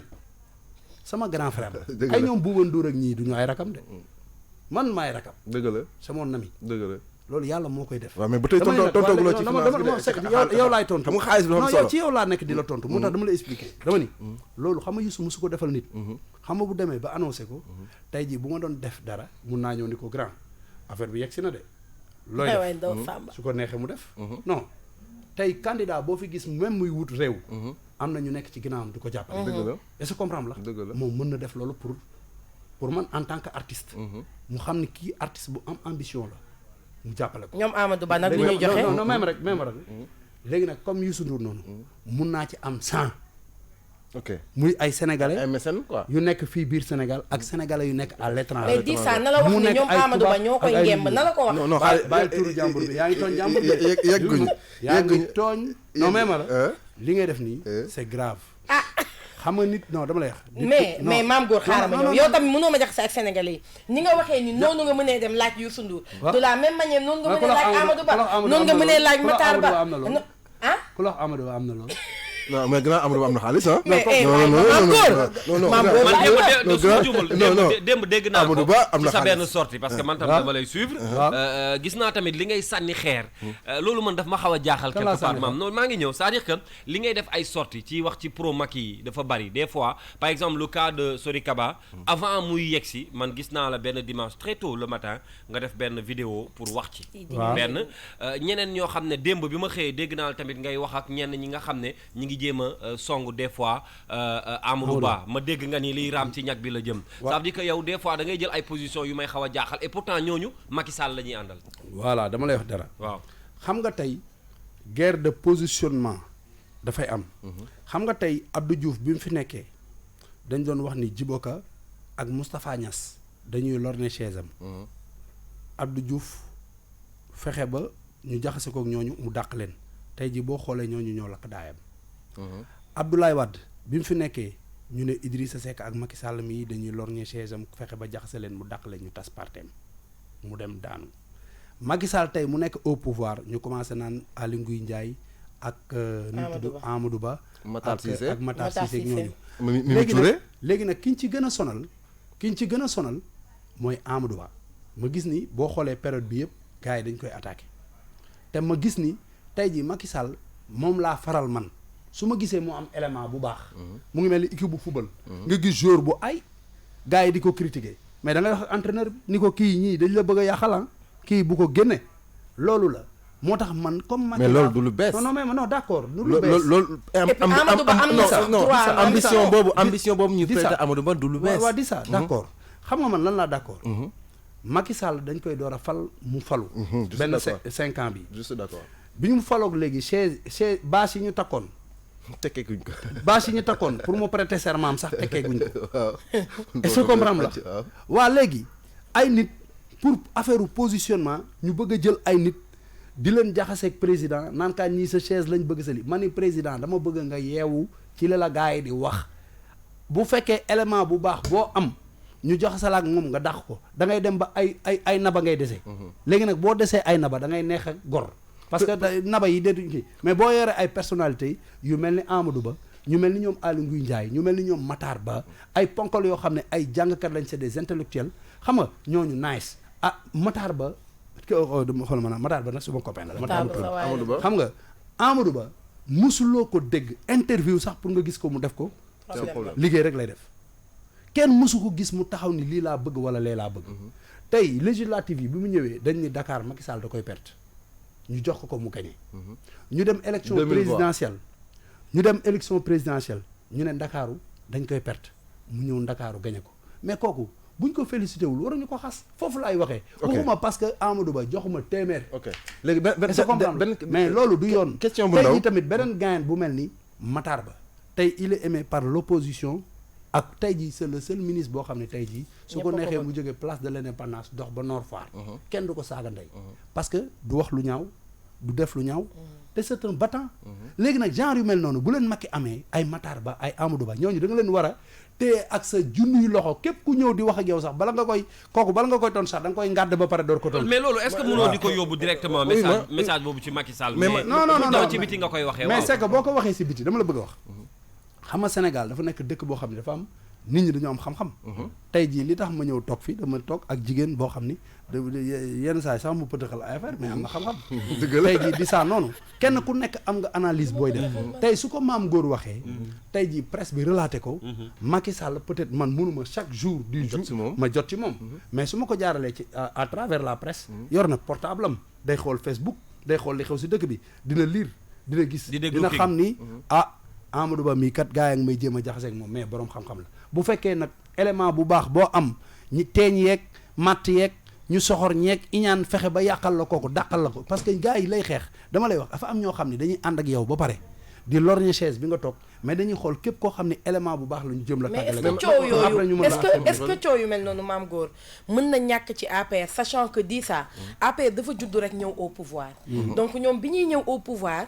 structuré wuñ leen galéré wuñu ay xale ñoo ci ëpp dafa ñëw rek neex ci ñoom donc ñooñu day jafe tey xëj na pour président Macky Sall tàggat leen ci dara yar leen ci c'est normal mais xam nga foo gis moom day am ay brebis galeuses donc est-ce que loolu mooy wéy di leen rattraper ñàkk structuration bi parti bi dundul dafa juddu rek dox ak yu mel noonu est-ce que du yooyu moo leen di rattraper ba mais loolu dëgg la li nga wax nii dëgg la mais leneen li ci des mooy iñaan ak soxor xam nga dafa am ñoo xam ne mënuñu dem xam nga yow rajo bi ngay liggéeyee du ma jaxase ma laa kenn am na ay animateur ak animatrices yoo xam ne tey jii même jalousie day am seen biir tey jii Caro yow foo jógee dem tabarkaal la liggéey fenn parce que da nga prouver da nga mun li ngay def il faut nit ki nangu ko nit ki li mu mën il faut que nit ñi nangu ko man dama amoon benn nijaay boo xam ne dafa ma doon wax ni ma buñ la dee wutloo nit ku bon bul indi reykatu nit bul indi sàcc bul indi agresseur xam nga kan ngay indi nit ku dul apprécier koo xam ne lu nit def mu ne baaxul dafa am ay nit ñoo xam ne tekkuñu dara léegi demuñu fenn te kuy dem lañu Amadou Ba dafa dimbali benn question Mame Gor waaw gise nga ak Macky Sall benn question en deux waaw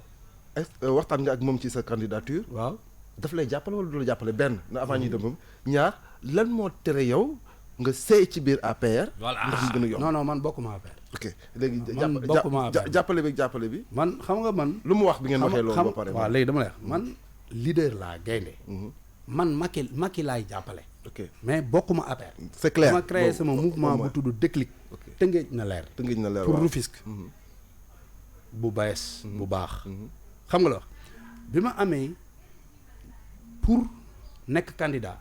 comme c'est le président de tous les Sénégalais tey jii destiné dëkk bi moom moo ko yor dama dem seeti ji ko waxtaan ak moom xamal ko ni ko candidat la pour la mairie de la ville de Rufisque mënuma loolu ambition bu baax la mais Mame Gor Tëngéej diis na de rëy na de ma ne ko mais président lu rëy la góor di yenu man du ma sóoru ay ci kili xam nga man daal candidat la te doo fi ne jiite réew mi ma war ko def nga koy dégg ci ay presse damay ñëw ba ci yow xamal na ni lii laa bëgg a def mun ma vas-y parce que tamit ñaanal ma mais moom mun na am candidat am pour Rufisque mais même bu amee candidat man ak candidat bi dañu cooki ok c'est clair. est-ce que comprendre que les autres candidats que les autres candidats se le tiennent pour dire Mame Gor il dafa fas yéene taxaw temm. non man campagne day politique donc yenn saa yi xam naa ne bu ñu toogee échanger ci yenn yi moom nag moom politiciens yi jigéen yi fi nekk yëpp moo leen mën c'est la meilleure. kuy xalam di ca jaay. d'accord léegi dama bëgg ñu marqué benn pause musicale bu ndaw le temps nag ñuy ñëw li ñu dese waxtaan bi c'est dafa intéressant ba gisuñu ni waxtu waa ngi dem dañuy déglu benn titre ci album bi mujjee génnee bi nga xam ne mu ngi ko tuddee Sénégal tey qui parle de voilà li nga xam ne moo xew ci réew mi jamono ji ñu déglu ko ci album bi Mame Gor mujjee génnee yàggul dara rek alors man bi mu génnee pour am ay question un peu ci wàllu musique bi tamit ñu génn tuuti ci politique bi lu tax 4 titres yi tuutiwul waaw non xam nga tey ji Kalze jamono dafa nekk foo xam ne nit ñi amatuñu jot boo bëggee def album 15 titres gars yi duñu la déglu te boo xoolee sax léegi waykat yi single rek lañu xewal benn morceau clip ko yëngal commencé jouer mais comme man dama toogoon benn 2 ans et demi génnewu ma dara ay benn single laa fi génne woon ma ni nag naa def benn maxi boo xam ni boo jógee léegi Nord Foire jëm ville bala ngaa yegg di nga mën a déglu 4 titres et puis mu nekk texte yoo xam ni musicalement dina neex mais tamit paroles yi nekk ay paroles yu am sens parce que boo xoolee morceau bi jeex léegi mooy Sénégal tey li ma ciy wax yëpp dëgg la mooy àndu jigéen du sincère da ngay am sa waaju baax mu lay seet di la teral nga am sa xarit wane la leen saa yi leen xuloo moom nga fa yebal su demee waxal boppam te loolu mën na nekk ci góor comme mën na nekk ci jigéen est-ce que comprendre nga jamonoy tey ji nii la koo wóolu ñaare da lay war jaratul wóolu kenn lu xew la quoi morceau bii di daw nii moom mooy yaay joor koo gis am na yaay nit koo gis am na ay relation particulière ak yaayam est-ce que comprendre la donc nag mu nekk morceau boo xam ne dama ko way suma yaay mais yaayu ñëpp way sëñ Abdou Karim ak morceau mbëggeel bi jeex léegi sala ca yaasin ngeen samay maam dooy di commencement morceau bi indi ko waay gars yi dégg xalam ñu déglu ndeysaan di ci nuyu bu baax également Seydina Issa Ndoye depuis Guédiawaye mi ngi déglu émission bi jamono ji merci beaucoup ci déglu bi Mani Thioro déglul le maire Mbaye le Luxembourg il est au Luxembourg ah yeah mi ngi déglu depuis Luxembourg d'accord ok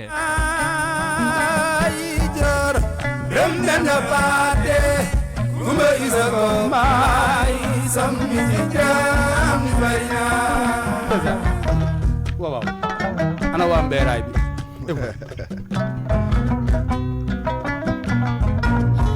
Brembenda palay jor Brembenda pate Kumay zagamay Samiti jam baringa Madu kumba géej saafal géej manjal ben géej borom ñaari géej sama maam Salak ca Yasin den samay maam ma wayla Salak ca Yasin den samay maam ma wayla Biram benda fa biram futa may sa bami daalo dam jadi ma wayla yaay ma wayla Biram benda pate kuma isa ko may sammi ci jam barinya tayiro isar guru mariam si sawane bayu sulaiman sar boro fonde tukuloro ngewa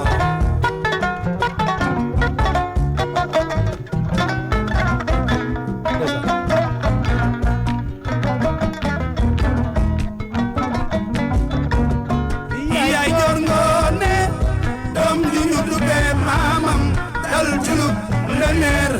no boko mama juuf mando ya biram debbo suger ma wayla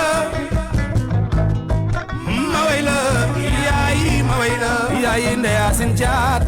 rambe na baate kuma isa ko baay sammi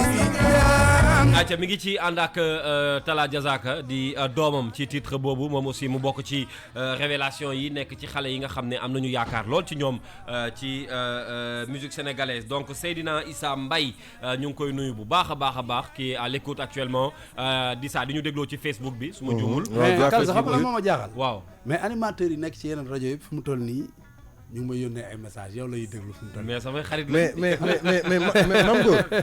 Mame Goor rajo yëpp fu mu toll rajo yëpp fay la ñëpp ñu déglu yëpp la ñu fay taal bi 9-11 caaxaan yow mais non mais du 9-11 non ki nga dama lay wax rek waaw tu es avec le multimaire gars yi dañuy jàpp sama bagage mais nag xam nañ ne alxuraan la ñuy dégg ñëppay daw ñëw mais nag Mame Goor boo bëggee dégg dëgg waaw dafa am des animateurs mais il y a l'animateur yaa ngi dégg dafa am des animateurs waxuma les animateurs de français lay làkk dama ne y a des animateurs mais y a l'animateur l'animateur c'est Kalsa waaw non c'est mon jeune frère man daal nee naa ne waaw boy xala waaw ku mu neex nag noonu la ku mu naqari boy wax naa ko waaw gars yi ñu may déglu mais tu es le maire mais ma nekk ak animateurs yi ak journalistes yi nga xam ne tamit quand même kenn werantewul seen ils sont bons voilà donc ñu ngi leen di gërëm bu baax ci déglu bi à tous ces animateurs yi ñuy déglu loolu da nga ci ànd ak Talla aussi dañu am yaakaar ci moom lool Talla Diazaka sa doom la nga confirmer carrière am ndax gis naa nga ànd ak moom ci lu bëri mais nga doog a bokk ak moom benn morceau mais am na ci yu bëri yoo xam ne daan na la accompagner ci kër mais cette fois-ci dafa mel ni da nga ko andi bu baax waaw parce que xam nga comme boy yi nii léegi génération bu bees bi xam nga dañuy ñëw di sound c'est bien xam nga ñu gunge leen te comme morceau bi morceau xalam la ma amoon suma benn papa may profité ci occasion bi jaale ko muy Samba Jabare duñu ma son ànd di voyager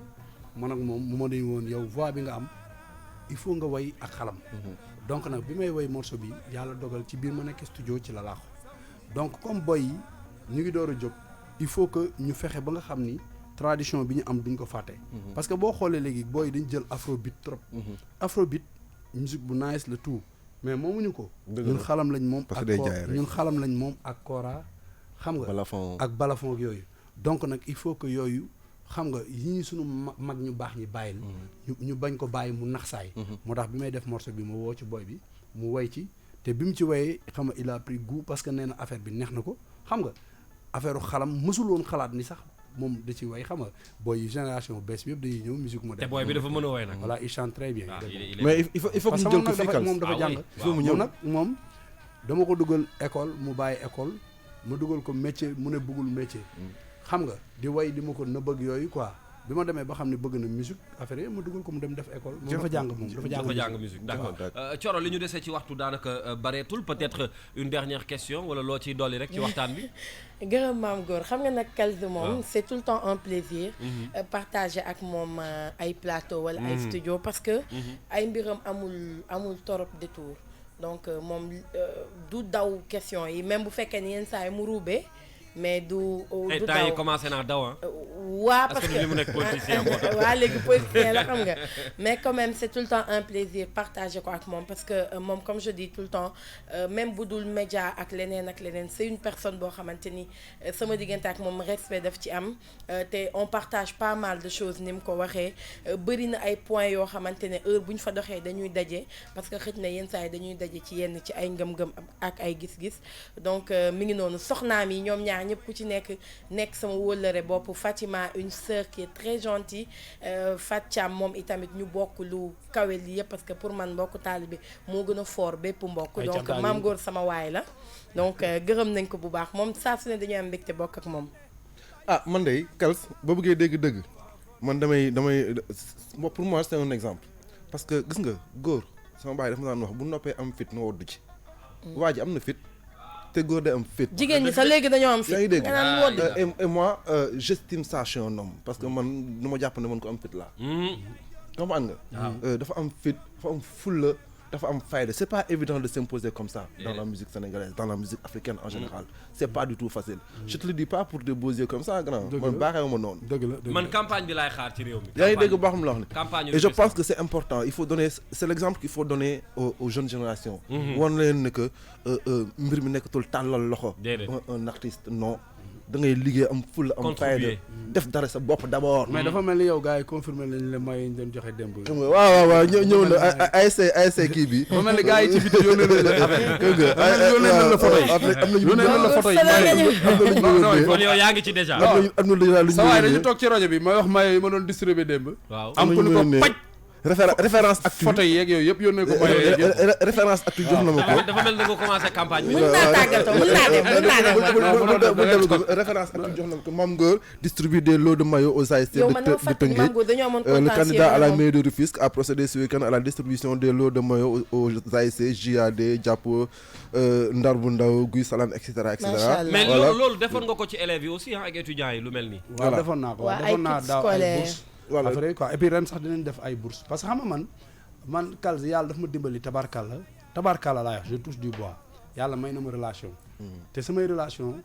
ñi ma amal relation respecté nañ ma fonk nañ ma parce que xam nañ ni lépp loo xam ne séex naa ak ñoom fi mu war a dem dina fa dem loolu la ma yàlla dogal defal léegi nag loolu soo juddoo ci dëkk am ko da nga koy exploiter pour ta ville. waxuma man pour Mame Gor waxuma man pour Mame Gor mais dama koy wax ak képp koo xam ni rek tey jii jeune nga dëkk ci dëkk yàlla may la loo xam ni mën nga ko exploiter pas pour ta ville def ko. D'accord. Donc loolu rek. Donc di ça loolu c'est important aussi ci wàllu politique hein. Mais oui, c'est important dans la politique, c'est-à-dire taxawal sa gox. taxawal sa askan ba ñu xam ne taxaw nga. Parce que dafa am solo parce que doo xaar ba mbiri na kët na jonn rek ñu ne leen voilà lii ak lii. Et Kals, si tu te rappelles au début, je disais que léegi dans les communautés. Les politiciens traditionnels nekkatuñu maire gagnatuñu localité yi c'est les fils du pays, c'est les fils de la localité qui gagnent les localités. On dit penser global agir local mooy philosophie yu bees yi. Dernières élections yi passé xoolal ñaata maire ñoo génn yu nga xam ne ay doomu gox bi lañu. Du ñu ay politiciens professionnels ah ay doomi gox lañu juddoo fa màggee fa yaroo fa ñeneen ñi nekkoon extérieur lu yàgg ñëwaat indi ay mbir ci seen gox ñooñu ñu si bëri tey ñoom ñoo nekk à la tête des communautés. D'accord. Donc pourquoi pas Mame Gor. mën na ko def Mame Gor baal ma rek benn ñaari question yoo xam ne dama ko jot ci internet bi concernant la musique sénégalaise parce que artiste nga aussi bëgg naa am sa lecture parce que jotoon nga ñu ko junj tuuti ci téléphone sa gis-gis ci musique sénégalaise bi ni mu demee nii ak sa rakk yi nga xam ne ñi ngi fi est-ce qu'on peut attendre également demain nga collaborer ak ay artistes comme on peut citer Wally Seck Sidi Diop ak ñi nga xam ne ñi ngi fi. waaw xam nga Sidi Diop moom dëgg neex yàlla su ma ci man la jaar. bi mu nekkee ci Salam Diallo ba bàyyi formé orchestre man maa am sama boîte de nuit jox ko confiance jox ko jour muy tëgg di jouer di ndànk di feesal ba ñëpp xam ko mooy Oblet fa la génnee boo xoolee ay ñoom booy dem ba gisee booy yu ci bëri sama boîte lañ jaar parce que bi nit ñi amul ci ñoom confiance pour jox leen ñu jouer man maa leen doon jox ñu joué. Wally Seck tamit mun naa ni suma doom la suma rakk la tey jii bi muy débuté carrière am tamit jaar na benn yoon ci man ñëw sama soirée ànd fa ak Ameth boobu génnewul dara encore une fois dama koy wax tous les jours ñëw Ameth ni ma doomu coon bi day way ma ne ko ah bon mu ne waaw ma ne ko ñëw mu ñëw yéeg way lu neex ma ne ko boy dama nga way nga bàyyi affaire football yi tey l'histoire m'a donné raison tey mu ngi cartonné ma koy ñaanal mu am carrière bu. sa diggante ak Wally lan la. amuñu sama boy la sama fils. sama boy la kay. ah da nga neex. lan la bu nekkul sama boy sama lan lay doon sama grand lay doon. ah déedéet. sama papa lay doon. sama rakk rek la mën a doon wala sama fils. loolu rek la mën a doon donc foofu laay waxee quoi suma rakk la suma jarbaat la suma lépp la amuñu benn xaar ma yàlla. donc jàmm ngi ci diggante jàmm ngi fi waaw. macha allah coon tamit suma grand la. xam nga mais loolu la quoi donc man awma benn xaar ma yàlla ak benn artiste léegi nag dafa am benn affaire boo xam ne tamit encore une fois il faut que ñu koy fàttali les artistes tey bërki démb dafa am benn tiis bu mag bu dal benn artiste bu ñuy wax El Hadj Ndiaye moom moo woy bonjour comment ça va et comment va la santé xeex am benn terrain boo xam ne terrain bi ça vaut 600 millions mu ameel nit benn 11 millions de francs waa ji dem ba benn moment bor bi bañ a kii ñu ci histoire bi ma dégg ñu génne ko ñun ñu am benn kër gu ñuy wax SODAV mu nekk société privée boo xam ne artistes yi ñoo ko moom mu am conseil d'administration bu fa nekk boo xam ni valabletul parce que en 2013 bi ñu koy woote à l'unanimité artistes yëpp a ko wootee ñu dem mais bi ñu demee deuxième vote bi ñu ko dee def dañu defar ay carte invitation dem jox ko artistes yi leen arrangé ñu woote leen donc artistes yi confirmé woote luñu leen ba pare boobu ba léegi artistes yi gisuñu seen bopp ci la SODAV. mais pourtant distribué nañu ay xaalis non xaalis yooyu ñu distribué parce que artistes yi ñoo génn commencé fëgg taabal ji ñu kii ñu ne xaaral ñu profité créer ay chèques pour muur bëtu nit ñi parce que ñun bi ñu fi dee kaas affaire u SODAV bi fi BSDA jógee ñu indi SODAV SODAV ñëw en 4 ans benn yoon la ñu fay te BSDA daan ñu fay 3 fois ci année bi ñoom bi ñu ñëw dañ ñëwoon bu ñu ñëwee lu artiste daan am benn juróom nga koy am mais bi ñu ñëwee ba léegi gisuñu dara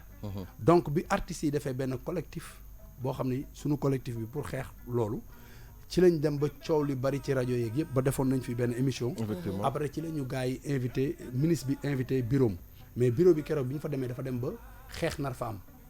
parce que dem nañ ba compagnie di tàkk foofu ministre bi génn affaire bi dem tas. kurpañ mel ni. est-ce que comprendre la. dëgg la kurpañ ñu leen sama bàjjen ngoo non est-ce que comprendre la. léegi bi ñu ñëwee foofu ba coow loolu am ministre bi dem parce que ministre jour boobu gars yi dañu xaw a yëy noppam ministre bi xaw a mel ni ku far ak ñoom bi ñu demee nag 5 mois après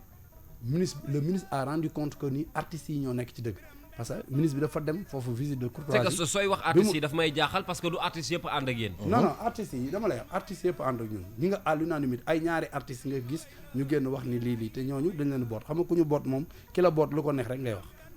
parce que tamit dafa am ñoo xam ni dañu nekk ci label. mais est-ce que ministre bi maîtriser na sa affaire SODAV parce que keroog bi mu ko dégg bi mu njëkkee ñëw SODAV dafa mel ni ay wax na fa ay njumte. non mais non waxul njumte dama bëgg a déglu mu baax moo la moom dañ ko dénk foofu xam nga bu ñu ko dénkee tey ministère boo gis ministre bi mën na bañ a jàng culture mais dafa am ay conseil technique Aziz Dieng mu ngi fa Aziz Dieng mënul nekk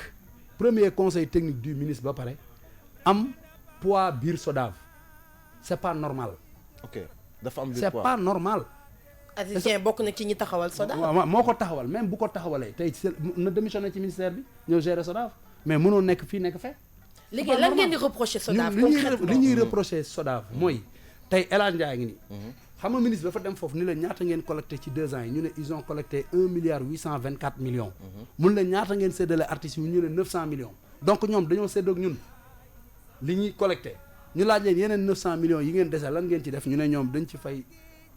location fay ci personnel ak seen réunion juridique yeeg yooyu artiste lan lay doyee réunion juridique man bi ma amee problème fii ak Sonatel dama dem wuti avocat lan lay artiste bu def juridique ban njëriñ la ko amal c'est que yooyu yëpp ay kanalu dóoru xaalis bi la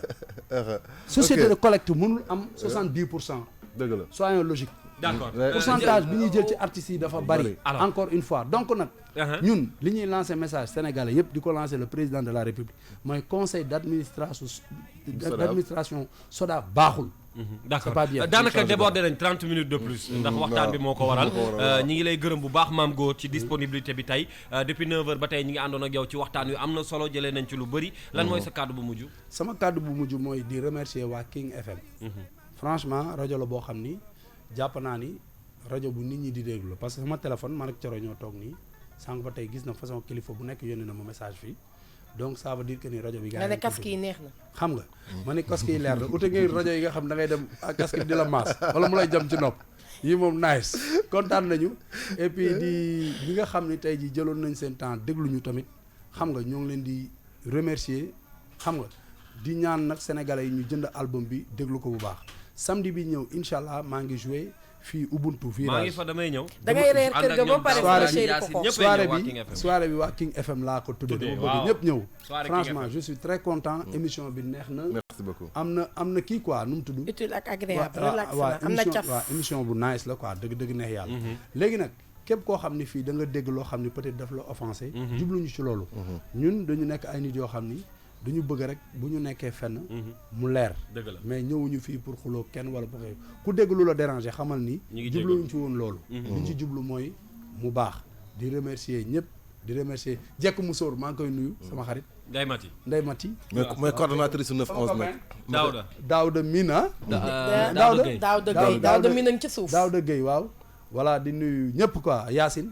sama xarit digital en tout cas kontaan naa émission bi neex na di nuyu nag suma mag suma xarit Youssou maa jigéen suma grand la jantal grand la merci beaucoup Dissa ñu ngi lay gërëm yow tam bu baax merci à Kals merci également à Thioro rendez-vous demain également à waaw léegi nag Kals waaw léegi nag di wax dara waaw ñun